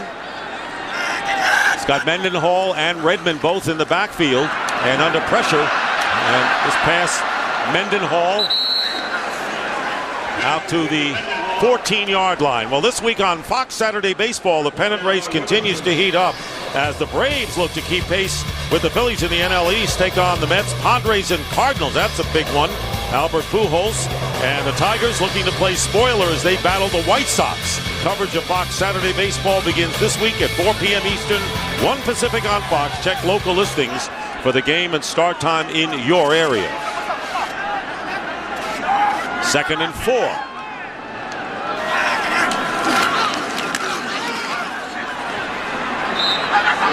Nothing for Mendenhall.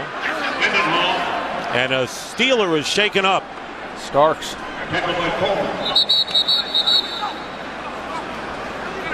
Max Starks, the left tackle. Now, as you know, the Steelers already lost their right tackle, Willie Colon, to a torn Achilles that he suffered in June, thus the acquisition of Flozell Adams, who was signed. There is Willie Colon. And he's done a nice job trying to get Flozell Adams ready to play. He and Trey Essex, their starting right guard. A lot of extra time trying to help Flozell move from the left side to the right side. And now with Max Starks out, who actually volunteered to move over to the right side to help out Flozell Adams, but they said, no, you stay on the left side. He's hurt, which means Jonathan Scott will come into the game, the swing tackle, to play for him.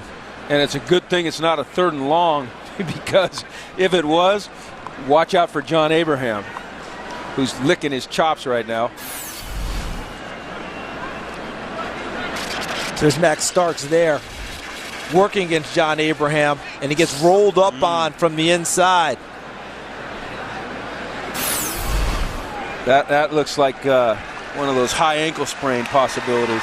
Let's hope he's going to be all right. They need that big fella protecting the young quarterback. Yeah, when you're carrying 345 around and you roll your ankle, that's what amazes me. This amazes me about people who are predicting the season and who's going to be in the Super Bowl when you don't know when the injuries will happen or where. Often it's the healthiest team. Yeah, this doesn't look good. He can't put him. They give him the sideline, they'll work on him there. But coming into this, guys, 2 factions of this Steelers ball club were taking this game personally. The offensive line, and I'm including the tight ends because they wanted to really help the young quarterback, and the defense, who said, guys, we've got to take responsibility for this young quarterback and take care of this ball game for him. Thus far today, I think both sides are doing a nice job upholding their end of the bargain. And there you saw Jonathan Scott, as you mentioned, come into the game in his 4th season. You want to get him on the move here at all? Well, here's what they did is they put a tight end over there next to him, widen Abe out a little bit, give him a little help. 3rd down and 3 on the 15. Steelers have lost 1 lineman on each side of the ball. Casey Hampton and now Max Starks.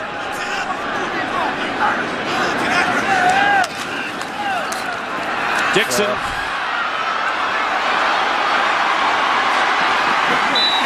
And did he get enough for the first down? I think he's going to be a little short. Yeah.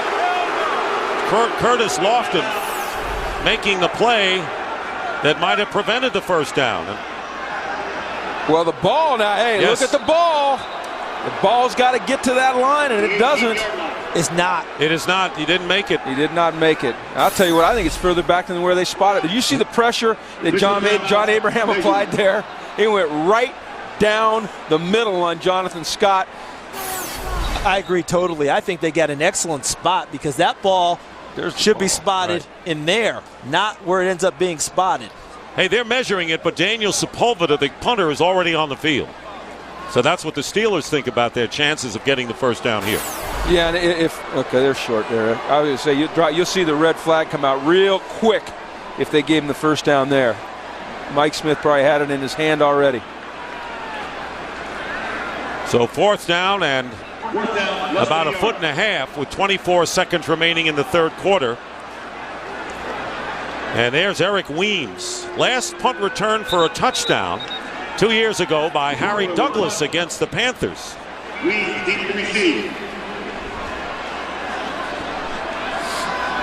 This is where they need a big shot out of Sepulveda. He has a monster leg, and earlier in the game he kicked them out of trouble. They need another one from him. Most of it have been on high kicks. This one, directional kick away from Weems. It calls for the fair catch at the 36. Not bad at all for the Pittsburgh Steelers to get out of trouble. What a grueling opener we have in this game with, the field goal's the only scoring and the defense is dominating. Well, you know what? I don't know how the people that like points scored feel about this game, but as a defensive coach, I know you do. This is a great football game right here, man. Well, what's interesting to me is that you would expect this out of Pittsburgh. This is normal for them, playing this type of a game, this type of a defensive struggle. But for Atlanta, 28th ranked defense last year in the NFL. They've got to be heartened by what they're seeing, how they're hanging in there today. And Brian Van Gorder has done a tremendous job with this Atlanta defense. 5 new starters in the lineup today for the Falcons, and we have not had a touchdown scored. Matt Ryan starting from the 37, hands off to Michael Turner. And James Farrier brings Turner down after a gain of only 1, and that will be the last play of this third quarter. Neither team has been able to run the ball in this game. 6-6 after 3. Welcome back to Pittsburgh. Bad news for Pittsburgh fans and especially for Dennis Dixon. Left tackle Max Starks carted off the field. He is going to undergo x-rays. Looks like it's his left ankle. I can tell you every time the staff was touching that ankle, he yelled out in pain. I'll give you an update as soon as I get one, Dick. All right, Laura, thank you very much. And on the first play of the fourth quarter, Matt Ryan dumps it off to Michael Turner.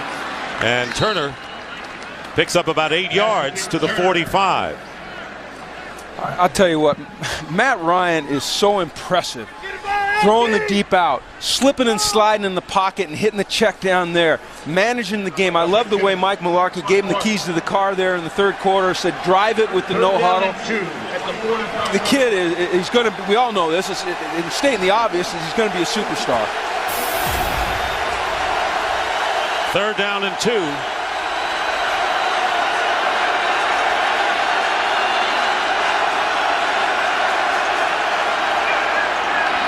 Ryan's pass nearly intercepted and right in the hands of William Gay, the nickelback who started practically all of last year on the pass intended for Gonzalez. You simply have to stop praising people. I'll tell you because when you do it, this is what happens. Watch this. Watch Gay just reading the eyes, moving sideways into the route, and should have been an interception. Matt Ryan was on that the whole way with Gonzalez. And Gay had a chance for a huge play. So Michael Kanan will be kicking again, and Antoine Randall L. Lower kick than usual, and Randall L. is hit immediately. And that is Christopher Owens. And Randall L. did all he could to hold on to that ball, I would think, and not turn it over. Yeah, that's exactly right, Dick. I mean, just holding on to the ball was a victory there because he got there, timed it up perfectly. Probably would have liked to have had about another half step, don't you think, Jim? Yeah. Because then he could have really lowered the boom on him. Yeah, but I'll tell you what, this guy right here, he is a great punt returner, a proven player in this league. He knew what was coming. He knew how to protect the football. Guys like Randall, they don't make many mistakes back there. Well, it's an interesting game. We start the fourth quarter, and which team is going to have the long drive for a touchdown, or maybe the long play for the touchdown? Starting here on the 17.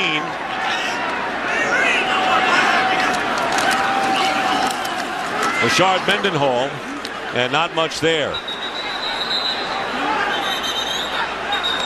And the Falcons saying the ball was jarred loose and they would have possession. Heard that multiple whistle, which usually signifies ball was down. Right. So you don't worry about that. The officials determined that the ball was not out. He's down clearly before the ball comes out.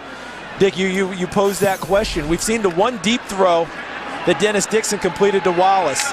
I'm wondering if the Falcons are still playing field position, as Mike Smith told Laura Oakman at the half. If they get better field position, they might take their shot downfield too.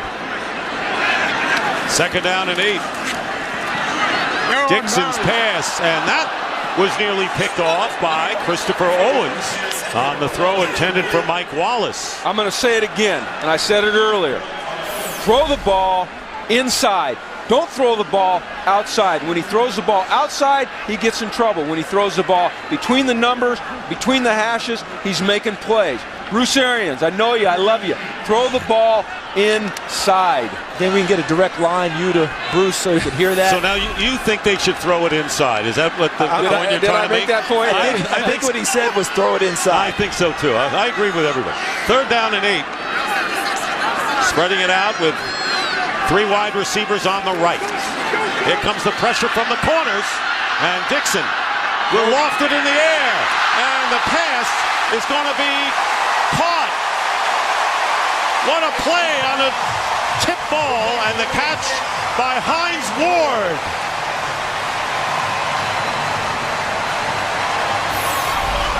You know, Hines Ward told us Friday when we met with him, he says, you know what, we've got to make some plays for Dennis Dixon. We've got to make some plays. We've got to help this young man. And he did that right there. The vet, look at him stay with it.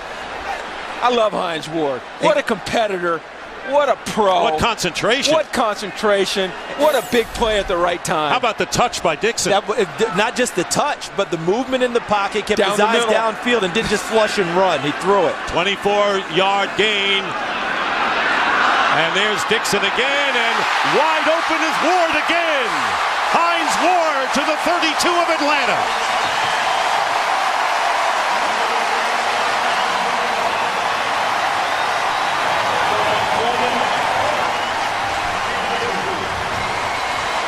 "25 yards. Look at Dennis Dixon in the pocket, eyes constantly scanning the field before he finds Hines Ward downfield. And down the middle. And a first down at the 32. 2 catches by Hines Ward for 49 yards in a row.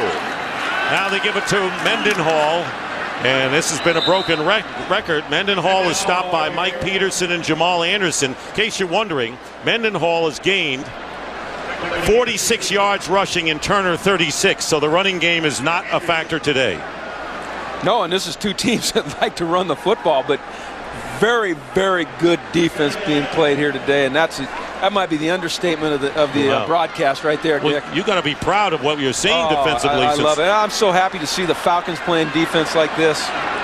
Because you knew the Steelers would. Well, you knew the Steelers would, but I love the Falcons. And Brian Van Gorder doing an excellent job with that defense. Second down and 10 at the 32, and there's Mendenhall with a burst. First down to the 19. Chauncey Davis with a tackle. 13-yard pickup. And how about this? Max Starks is out of the lineup, but that's his side of the ball. Jonathan Scott comes in and does a nice job along with Essex. And look at Pouncey, 53 leading. Essex gets the block right there, number 71. And that gets Mendenhall to the third level, which is the secondary. First down on the 19. The Steelers threatening in a 6-6 game. And here's Mendenhall again. But he will lose a couple as we send it to L.A. and a game break with Kurt Menefee. Kurt. After crossing the 10,000 career receiving yard mark early in the game, Chad Ochocinco ties Carl Pickens for the Bengals receiving touchdown record. That's his 63rd.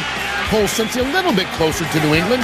31-17 as they start the fourth quarter. But Dick, Charles, and Jim, maybe the biggest surprise is he just simply went back over to the sideline. That is the biggest surprise. Well, when you're down 31-17, that's the best thing to do. Go to the bench and try and go back and score some more. Second down and 11 on the 20. And the pass batted down by Chauncey Davis. Didn't have to go that high to get the hands on the ball either. Well, he didn't get knocked down. He didn't get cut. You know, when you're going to throw that quick screen out there, you've got to cut the defensive end right here. See, he tries to. He just jumps over. Well, it's just an athletic move by Chauncey there. And, you know, we drafted Chauncey when I was first in Atlanta. The kid's an athletic guy playing out at right end. More suited to play inside. Shows great athleticism there, though. Biggest third down of the game right here, both teams. Steelers need 11. They are in field goal range, however. And Dixon's pass. And it's caught by Antoine Randall L., who gets to the 16-yard line. Will be short of the first down by 6 yards. But Jeff Reed will come into the game and try to give the Steelers the lead. Why was that the biggest third down? Because points have been at a premium. We're tied at 6. Steelers, one of the better drives of the game, not able to put it in the end zone, which would have put a lot of pressure on the Falcons offense, and the Falcons defense holds them to a 3-point attempt. They feel good about themselves. Drive started at the 17. This will be a 34-yard attempt by Reed, who is 2 for 3 today. And Reed's kick, and it's good, barely good. Just got inside the right upright, but the Steelers will take it. And a 9-6 lead with 8:54 remaining in the fourth. Today's game on Fox is sponsored by State Farm. With 17,000 agents, we've got the best lineup in the game. By GMC, the official vehicle of the NFL. And by E-Trade.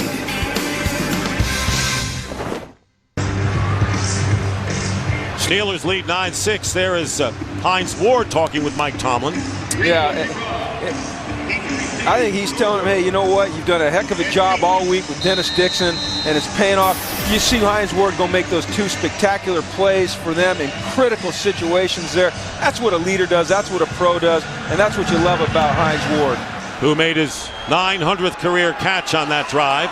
Running up is Jarius Norwood, and Norwood with a good return up to the 30-yard line as the Falcons come back. The Steelers with the first lead since 3-0, up by 3. Timeout. Christopher Owens being helped off the field, and they're working on Eric Coleman. So right now the Falcons have their strong safety and their nickel corner hurt. Yeah, and early in the year when you start predicting who's going to make the Super Bowl and who's going to win divisions and all those things, the one thing you can't account for is injuries. That's what we're saying. Big drive here for the Pittsburgh Steelers defense. First down at the 31. Norwood is the running back for the Falcons. And here is Norwood. He got some space, and Timmons makes the tackle, and a gain of 6. What are the Giants doing? Kurt Menefee with a game break. No touchdowns in your game. Hakeem Nicks and Eli Manning have enough for everybody. This is their 3rd time hooking up for a Giants score today. And Carolina and the Giants keep going back and forth. Right now, New York up by 8 going into the 4th quarter. Dick, Charles, and Jim. Little breathing room for the Giants here. I think they remember what Carolina laid on them last December. Yes. Falcons have outgained, or the Steelers have outgained the Falcons in the total yardage. Here's Turner back in the game. And Turner close to the first down as he crosses the 40. Lawrence Timmons making the tackle. I'll tell you what, we talked to James Ferry yesterday. He talked about having to wrap this guy up. And big, physical, bruising runner. Good tackling there, though. Earlier in the game, on this type of short yardage, they went quarterback sneak out of a heavy set rather than take the ball away from the line of scrimmage. Well, here they're unbalanced over here to their left. 3rd and 1 with Turner and Norwood in the backfield, and they flip it out to Jarius Norwood. And let's see if he got enough impetus to get the first down. It was Brian McFadden who forced the play from the secondary. I'll tell you what, regardless if this is a first down or not, that is one heck of a play by Brian McFadden in the open field versus an athlete like Jarius Norwood. But this is the danger of taking the ball away from the line of scrimmage on that type of a short yardage. That's Polamalu, who almost knocked the ball free in the backfield, and McFadden with the tackle. We're going to have a measurement here. He's got it. He's got it by a football, Dick. Boy, Polamalu almost knocked Jim, that I won't free. argue with you, especially now. But that play by Polamalu, how close was that? What eyesight. Disaster? What eyesight. Yeah. I'm impressed. Yeah. I'm going to tell you what, let's watch Mike Tomlin here. He might pull the red flag.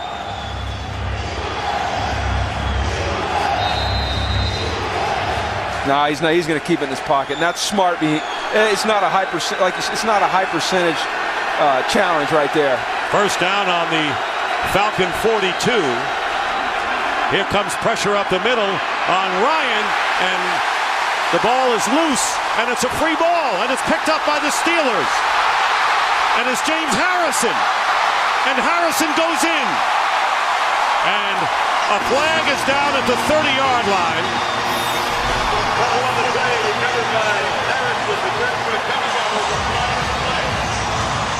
It's going to come back. That's going to come back. That's an incomplete pass. Arm was moving forward with the ball in the hand. On the return, illegal block in the back, number 76, 10-yard penalty, first down.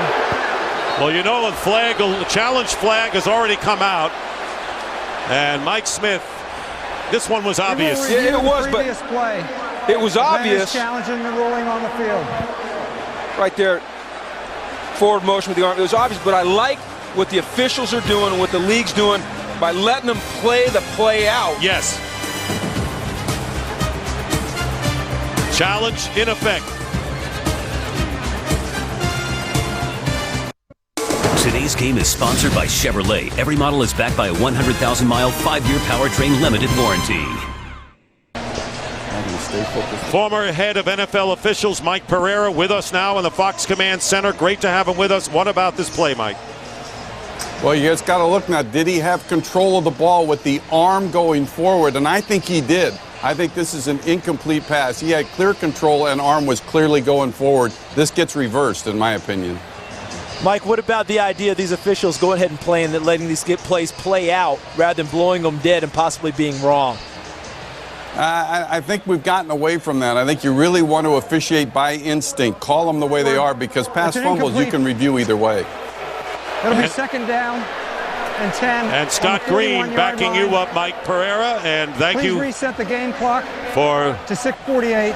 Coming in with your views. And so Atlanta is not charged with a time. It is an incomplete pass, no touchdown by the Steelers, and the Falcons are not charged with a timeout. So that is a critical play in the game, even though when you looked at it, it really wasn't that hard to judge. No, it was an easy call, but you know, I've made a habit of arguing with Mike Pereira in my years as a head coach. I'm going to do it again there. I think you've got to let the play play. That was a touchdown. That wouldn't have been a recovery and stop the ball had the whistle blown. So I like the way the officials let it play out. Second down and 10. Scott Green doing a great job of explaining it all. Ball is at the 41. Here comes the pressure, picked up nicely by the Falcons, and the pass caught by Roddy White on the Steeler 40-yard line. And Atlanta with a big strike of 19 yards with McFadden and Clark defending against White. Coming back right to the line of scrimmage, but they're still not in a hurry up. It's a no huddle, but that allows Matt Ryan to look at the coverages and make the proper call. From the 40, first down.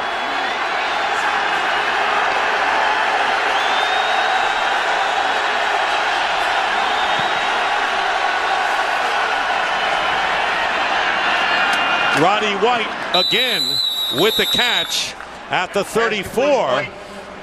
And the Steelers timed their rush perfectly there, didn't they, Jim? Yeah, and they're doing all they can to bring heat up the middle. But Matt Ryan's doing a nice job of getting rid of it. The three inside linemen are doing a nice job of protecting. Second down and 4. Roddy White trying to drive for the first down, and let's see where they spot the ball. It'll be close to it. You would never call a Mike Pereira like during a game. Would you ever do a thing like that? You know what? I actually did last year at Indianapolis. I called Mike on his cell phone at halftime to complain about a call, and he was astounded that I would do that. But Mike he was so good for the National Football League. He brought so much stability to the officiating department. He was so even-keeled. And as a coach on Mondays, when you'd call him with complaints, he was fantastic at explaining to you the procedures of the play. Well, Mike Smith certainly is enjoying it, and they're going to measure it, and it appears to be short. And what did Mike Pereira say to you, Jim, when you called him and he answers his cell phone, and it's a coach who's coaching a game right now? They're short by that much. He says, what the heck are you doing? But I was so livid at what was going on the field that I couldn't. I said, I got to call Mike. I'm going to call Mike because I have a great relationship with Mike and have a lot of respect for him, and I wanted to let him know what was going on. It had nothing to do with Peyton Manning cutting you guys apart. I mean, it was more. Well, you guys did that game, didn't you? Yes, we did. Peyton got after us pretty good there, which he gets after everybody pretty good. But I'd call him complain that he's playing. Can we get him off the field? So they were short by less than a yard. It's got to be third and inches. Sneak. I take sneak right here. And on the jumbo, here is the quarterback sneak by Matt Ryan, and he appears to have enough for the first down as we wind down to 5.5 minutes remaining in the fourth. It was so short. They've had to push before where they got the quarterback sneak in, and I do believe the last time when they had third and short, when they ran that flip play, and Polamalu almost knocked the ball free in the backfield, that stays with a play caller. If you're Mike Mularkey, you say, okay, I don't take the ball away from the line of scrimmage. And no Casey Hampton. No Casey Hampton in the middle. He's out with a hamstring, the nose tackle. Chris Hope replaced him. First down at the 29. Here's Matt Ryan against pressure, and his pass is caught by Tony Gonzalez. And Gonzalez out of bounds, and a first down inside the 15 with Polamalu and Clark, a 15-yard gain. And who else do you go to when you're down there but number 88? This is a guy that every year is going to be in the top 5 in catches in the fourth quarter, the top 5 in catches on 3rd and 4th down. He's a go-to guy who makes big plays when you need him. 10th play of the drive coming up. First down. Turner. And Turner is pushed back, will lose on the play. Lawrence Timmons. Kurt Menefee has a game break. Take it away, Curtis. Emotional day for the Lions in Chicago. They lose quarterback Matthew Stafford. Sean Hill comes in, gets sacked inside the 1 and fumbles. But the Lions defense stopped the Bears 4 straight plays. Detroit holds on to the lead 14-13, trying to get their first road win in 21 games. Dick, Charles, and Jim. Are the Lions finally coming alive, guys? Oh, man, I'll tell you what. Jim Schwartz doing a great job, and Ndamukong Suh in that. It's their time. All right. Second down and 13. Falcons threaten on the 17 of Pittsburgh.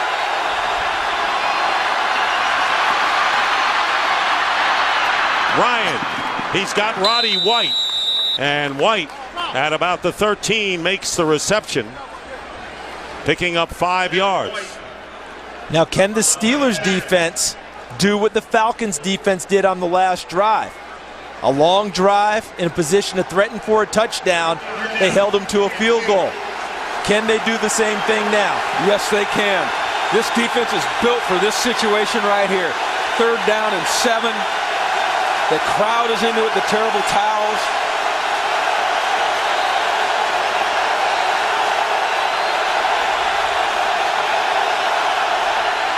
Third and 8. Roddy White with his 12th catch of the game. Short of the first down, but gets to the 6. Roddy White, who is approaching 100 yards receiving in this game. Yeah, Ryan, that's his guy right now. If he can't find Gonzalez, it's White. Look at the strength. I love the fight there. I love the competitiveness that Roddy White shows there. Early in his career, he didn't have that. Now he does. And they're going to go for it. Mike Smith will go for it here. Down by 3. 4th and 1. This says as much about his offense as how he feels about his defense. And the challenge flag thrown by Mike Tomlin here. It's going to be about the spot of the football, because I bet he's challenging where Roddy White's knees were down with contact. Absolutely. That it would be more than 1 yard. Way more. Well, let's see where the ball is, though. Now it's where the ball is when his knee's down. You can challenge a spot, but it's a tough challenge. It's a low percentage challenge.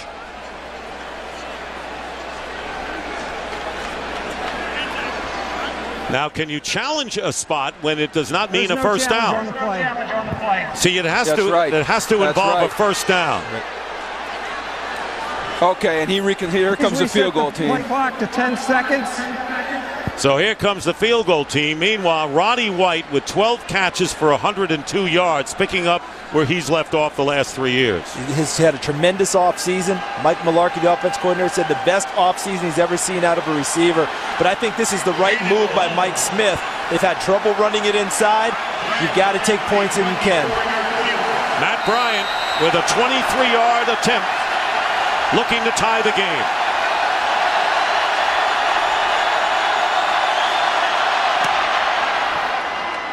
And the kick's good. And another tie, 9-9, with 3:24 remaining in regulation.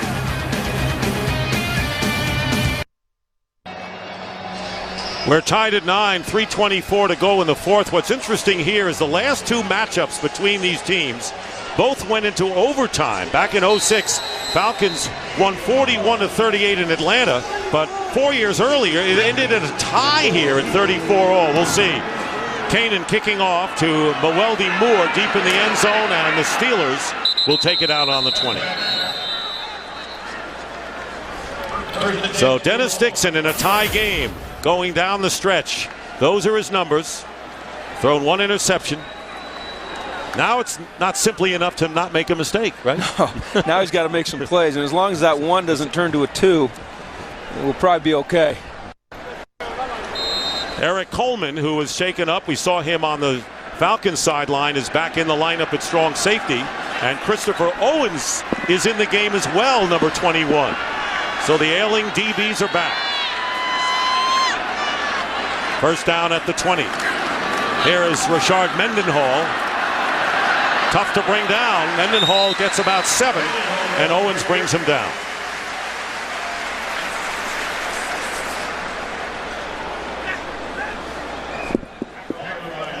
Been a field goal battle. The Steelers got the first one on the first drive of the game. Matt Bryant tied it up on the last play of the half. And it's been a great defensive game. Pure and simple. Second down and 3. But we've had some offensive heroics, including several from Hines Ward, who makes the catch and a first down at the 40-yard line, picking up 12 more. Once again, between the numbers. Well, I just think it's easier for him to throw the ball at a guy that's moving towards him instead of away from him on the outside cuts. His field of vision doesn't have to be as wide, and that's where he's having his success, in between the numbers, specifically in between the hashes.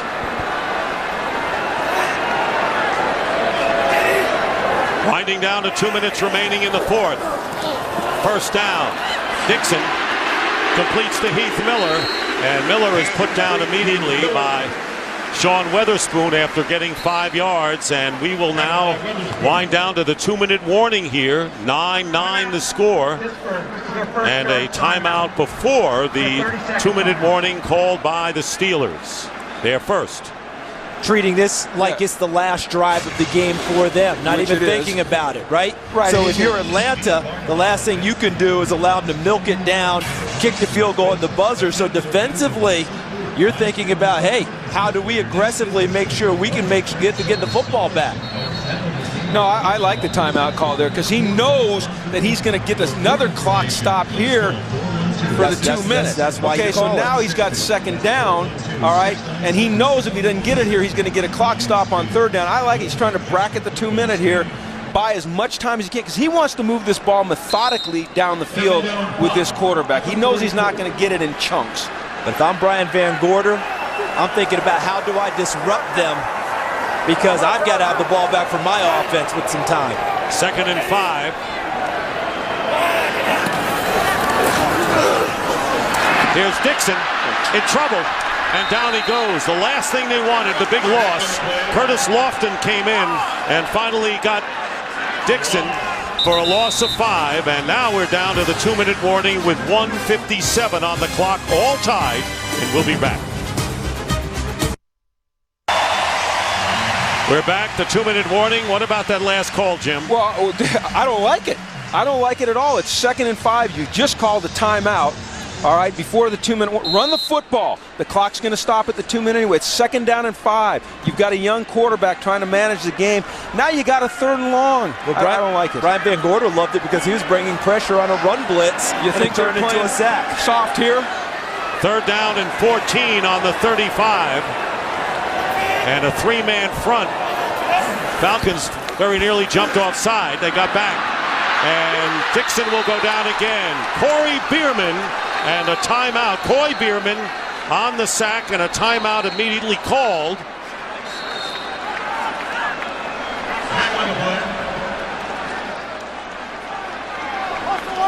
Three-man pressure got to him. Well, I'm just going to go back to the second. That 2nd down call was a tragedy. And look at Mike Smith getting the timeout. He's saying, well, Mike's upset because he said, I was calling timeout for a while, and Trainer, he's got a hand. Yes, yes. If he's like his defensive backs, he'll get back in the game. But they had dropped everyone 20 yards off the ball, all right, within 20 yards off the ball, so they had plenty of people to cover. They only rushed 3. Nowhere to go with the ball. Coy Bierman gets to him on the sack, and field position affected greatly. Matt Ryan can't wait to get his hands on the football. Coy Bierman, of course, always coming off the bench, is a great pass rusher, getting a chance to start here. 2 timeouts left for the Falcons, 2 for the Steelers on defense, but the Falcons more crucial now, taking over the ball. 4th down, Sepulveda will punt, and Eric Weems. Beautiful high kick by Sepulveda, and Weems with the fair catch at the 20. And for a game break, let's go out to Kurt Menefee. Well, New England led 31-7 over Cincinnati at one point, but Stetson Benson dives in from a yard out. Yeah, they're keeping hope alive in Cincinnati. It's now 38-24, less than 4 minutes left to go in regulation, at least. All right, thank you, Kurt. And the Bengals making a game out of it, and we have a tie right here. And so here's Matt Ryan with 1:45 to go in a tie game. With a chance to stamp the greatness that people have anointed on him with this drive here. If he can result in a game-winning field goal or game-winning points, Matty Ice is on his way into 2010. From the 21, Matty Ice first pass, and it's picked off. Troy Polamalu with the interception, and the Steelers get it at the 30.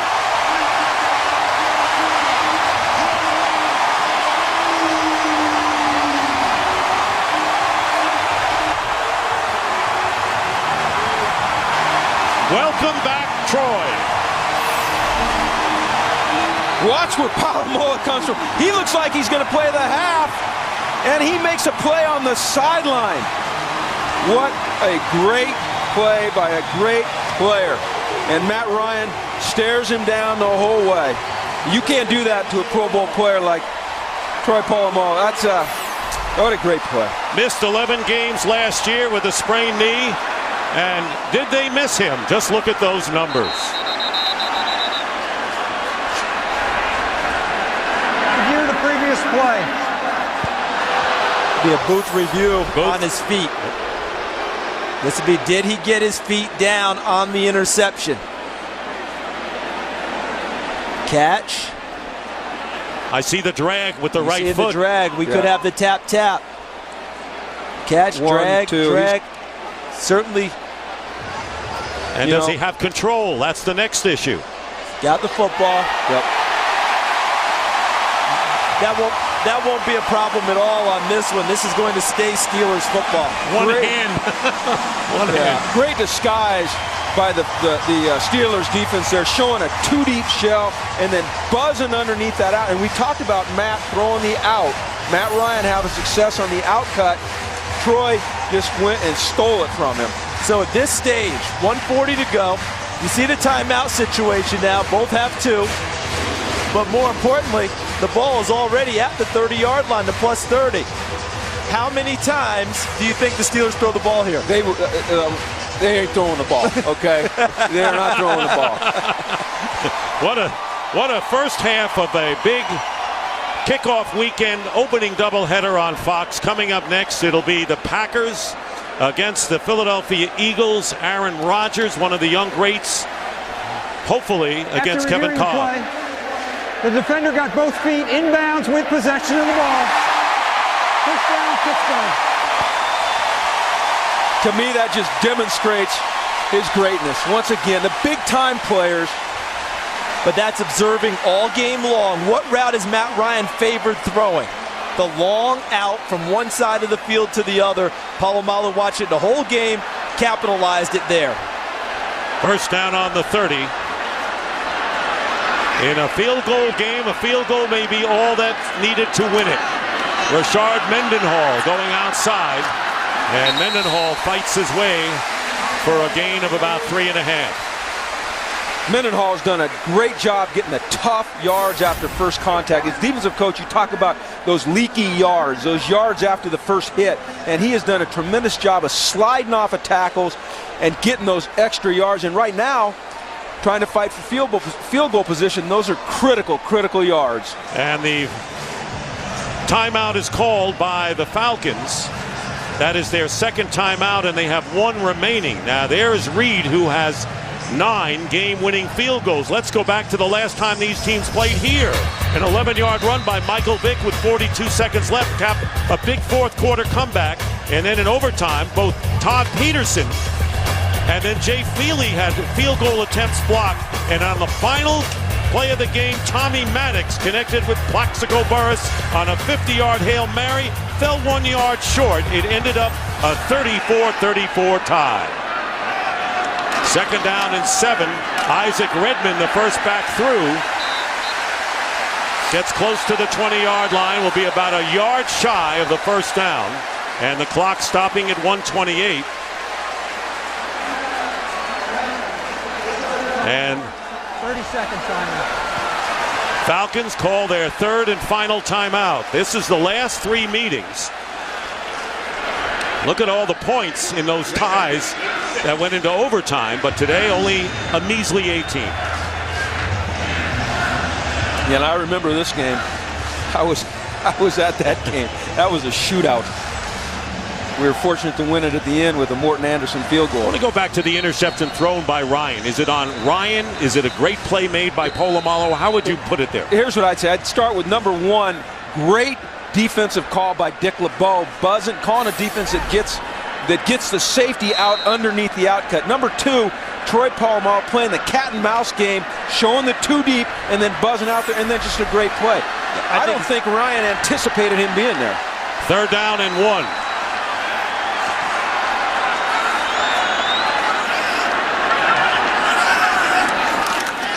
And here's Redmond, and he won't get the first down. And Curtis Lofton makes the play. We want to welcome the viewers here to Pittsburgh. Dick Stockton, along with Charles Davis, Jim Mora, 9-9 the score. It has been a sizzling defensive battle as we wind down to a minute. And this was the big play that sets up what we have here. Big play by a big-time player who missed 11 games last year, but comes back right here and shows his worth. And I know you talked about Dick LeBeau with the call. Yeah. To me, this was Troy Polamalu watching all game long, observing the routes and observing the throws that Matt Ryan had been favoring. We've been talking all game about Matt Ryan throwing that deep out from opposite field and burying it in there. And Polamalu, as you said, cat and moused him and capitalized. And Troy is known to be a guy that studies film relentlessly. He spends hours and hours in the film room, and he found something and he took advantage of it. So now Jeff Reed has come on, and with 43 seconds to go, of course the Falcons will get the ball back. But Jeff Reed, who has kicked 3 field goals in 4 tries, will look to put the Steelers in front by 3 with 43 seconds remaining. This will be a 40-yard attempt. Falcons have no timeouts left. The Steelers have 1.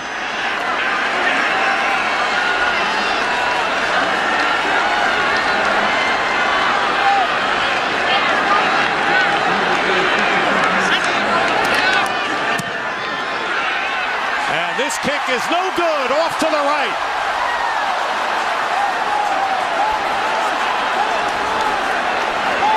And Matt Ryan breathes a sigh of relief.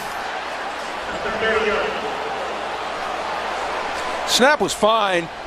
He just, he's been playing the wind well all day, aiming it at that left goalpost and bringing it back into the right, and that time he just didn't do it. That's twice on that end of the field, guys, because Matt Bryant had the same thing happen to him where the ball spun off to the right in the first half and he missed a field goal. Now in this critical juncture, it happens to Jeff Reed. So if you're Matt Ryan now in the Falcons, no timeouts, do you try and get it downfield or do you sit on it and play for overtime? Well, they're going to try to get it down the field. I think you got to go try to win it. First down at the 30. They hand it off to Jason Snelling. That just said overtime. Well, that did. What you do is you run a draw on first down. If you get a chunk, then you go into your no huddle. You go into your hurry up. If they stop you, then they do what you do here. You just let the clock run out. You go flip the coin again. You go to overtime. You take your chances. 3 overtimes in a row for these 2 teams. 3 straight games between the Steelers and Falcons going into overtime. 0-2, which ended in a tie at 34. 0-6, with the Falcons won by a field goal in Atlanta. And now we go to overtime here as Jeff Reed misses a 40-yarder with a chance to do it. And so We will have overtime here on kickoff weekend in Pittsburgh as the fourth quarter runs out and we're all even at 9.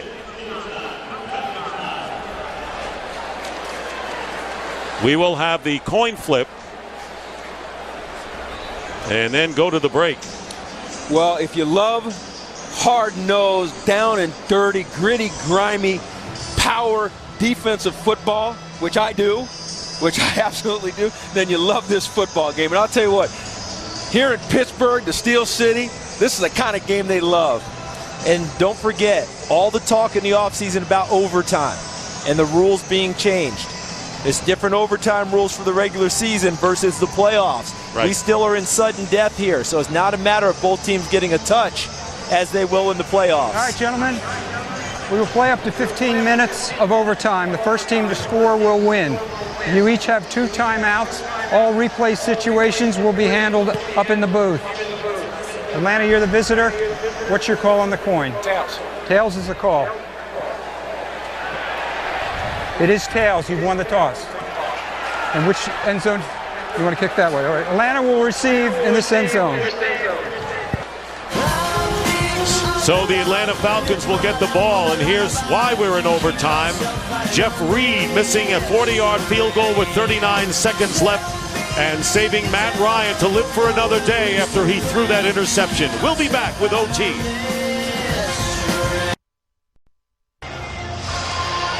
Kick it off in the And welcome back to Pittsburgh. We're in overtime. Dick Stockton along with Charles Davis, Jim Mora, Laura Oakman down on the sideline.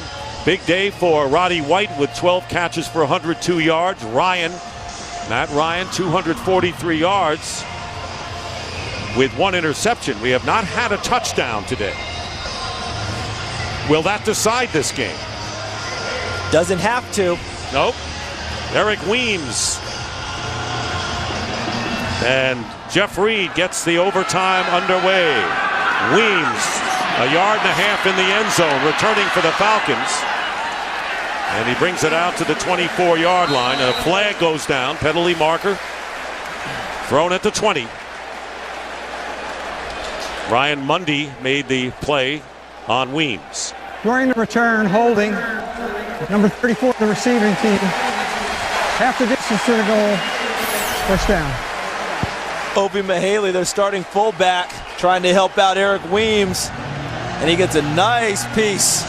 That's a nice tackle. Of Anthony Madison.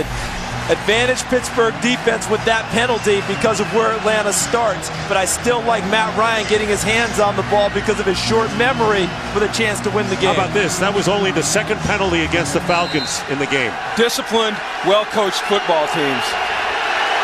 First down at the 10.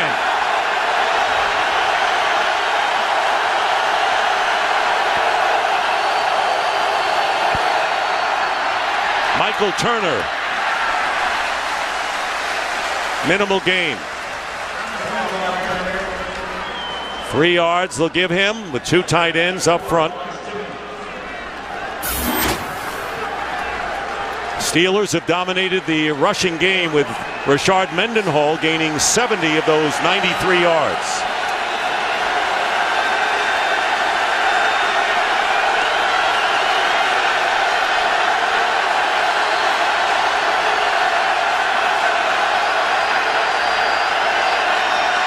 On 2nd and 7, pass caught by Roddy White going out of bounds, and the first down for the Falcons as they get it up to the 21 on a 9-yard pickup. I'll tell you what, I can't say enough about Matt Ryan and his confidence in himself and in Roddy White throwing the ball to the outside. That's not an easy throw. It's a very, very tough throw, but he does it, especially coming off of an interception. Career high 13 receptions.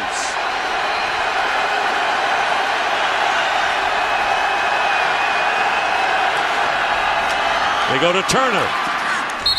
And he goes down at the 24 after getting 3. So we come up with 2nd and 7 again, a repeat of the first series of this drive. I think this is another down that it goes back to Matt Ryan's arm.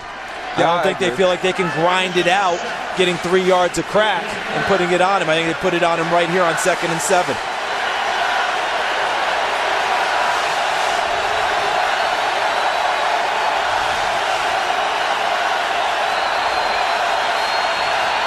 Short drop by Ryan, looking for a receiver, having trouble finding one, and throws the ball out of bounds. Bringing up 3rd and 7, Lamar Woodley getting into Ryan's face. You always talk about the heat that gets into Matt Ryan's face, but the coverage allows the heat to get there. Everyone is covered up. They snugged up to all of them. How often do you see a linebacker cover a wideout the way James Harrison just did? 3rd down and 7.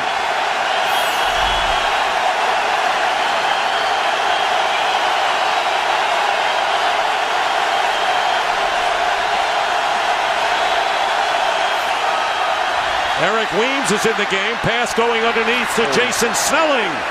And a flag goes down. Snelling has a 1st down out to the 32, but a penalty marker.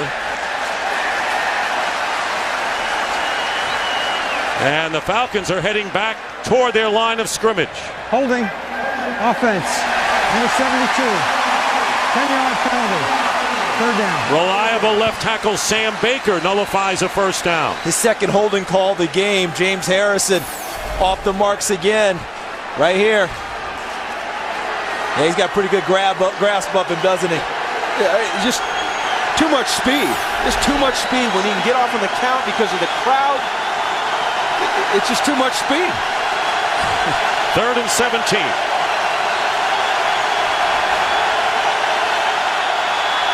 Ryan again off the hands of Jarius Norwood. 4th down, and the Steelers could be looking at good field position here. Jarius Norwood takes his eyes off of this one, but he has no chance of getting the 1st down on this check down anyway. No, but he's going to create field position. Right, I'm not saying that, this is a great thing, but to me it goes back to what? The hold or the penalty on the kickoff that set them back deep. That put them in the position they're in now. You are absolutely right. They had to start on the... You're a genius. It's great to have a genius in the booth. I knew it wasn't me. Anyway, Kanan will kick from the goal line. And Antoine Randall, a short kick. Fair catch by Randall, who gets blocked out of the play. He called for the fair catch and was knocked out by his own player. It was Ryan Mundy, so no penalty here. No penalty, and they're fortunate that no Steeler ended up touching the football by being blocked into it. See, Mundy hits Randall. It's a good job by the Falcons trying to create that, but a good job by the Steelers also not being there to touch the ball. Dennis Dixon in a position to win a game starting at midfield, Jim. Well, yeah, and his defense helping him get there. Yeah, right. But you're right. And you know what? I bet you he's feeling mighty confident right now. And they can run the ball right here. See if Brian Van Gorder mugs the line of scrimmage with his backers. Well, they got 8 up. That's try and get him. Mendenhall. There we go. Mendenhall. 1st down inside the 30. Mendenhall keeps his footing and scores to win the game.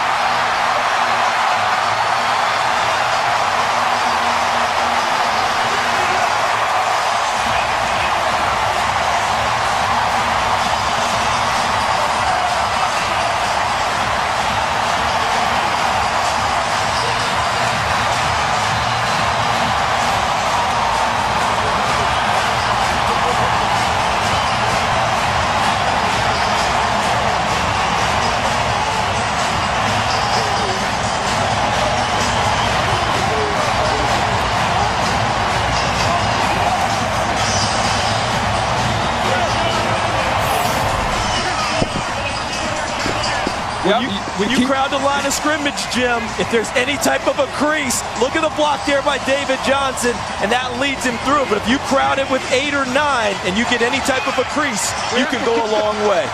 Yeah, and they just kept pounding it and pounding it and pounding it and pounding it, and they finally broke one, and it's a game winner. 50-yard run by Rashard Mendenhall to win the game 15-9, and the Steelers have now won 8 consecutive opening day games, the longest current streak in the league.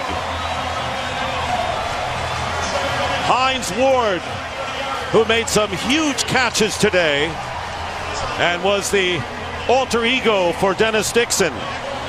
But as Jim Mora and Charles Davis had said, this was a situation where the defense said they had to win it for Dixon, and they helped. Final score 15-9 for Charles Davis, Jim Mora and Laura Oakman. Dick Stockton saying so long. Stay tuned for the second game of our doubleheader. It'll be the Packers and the Eagles. And coming your way right after these messages.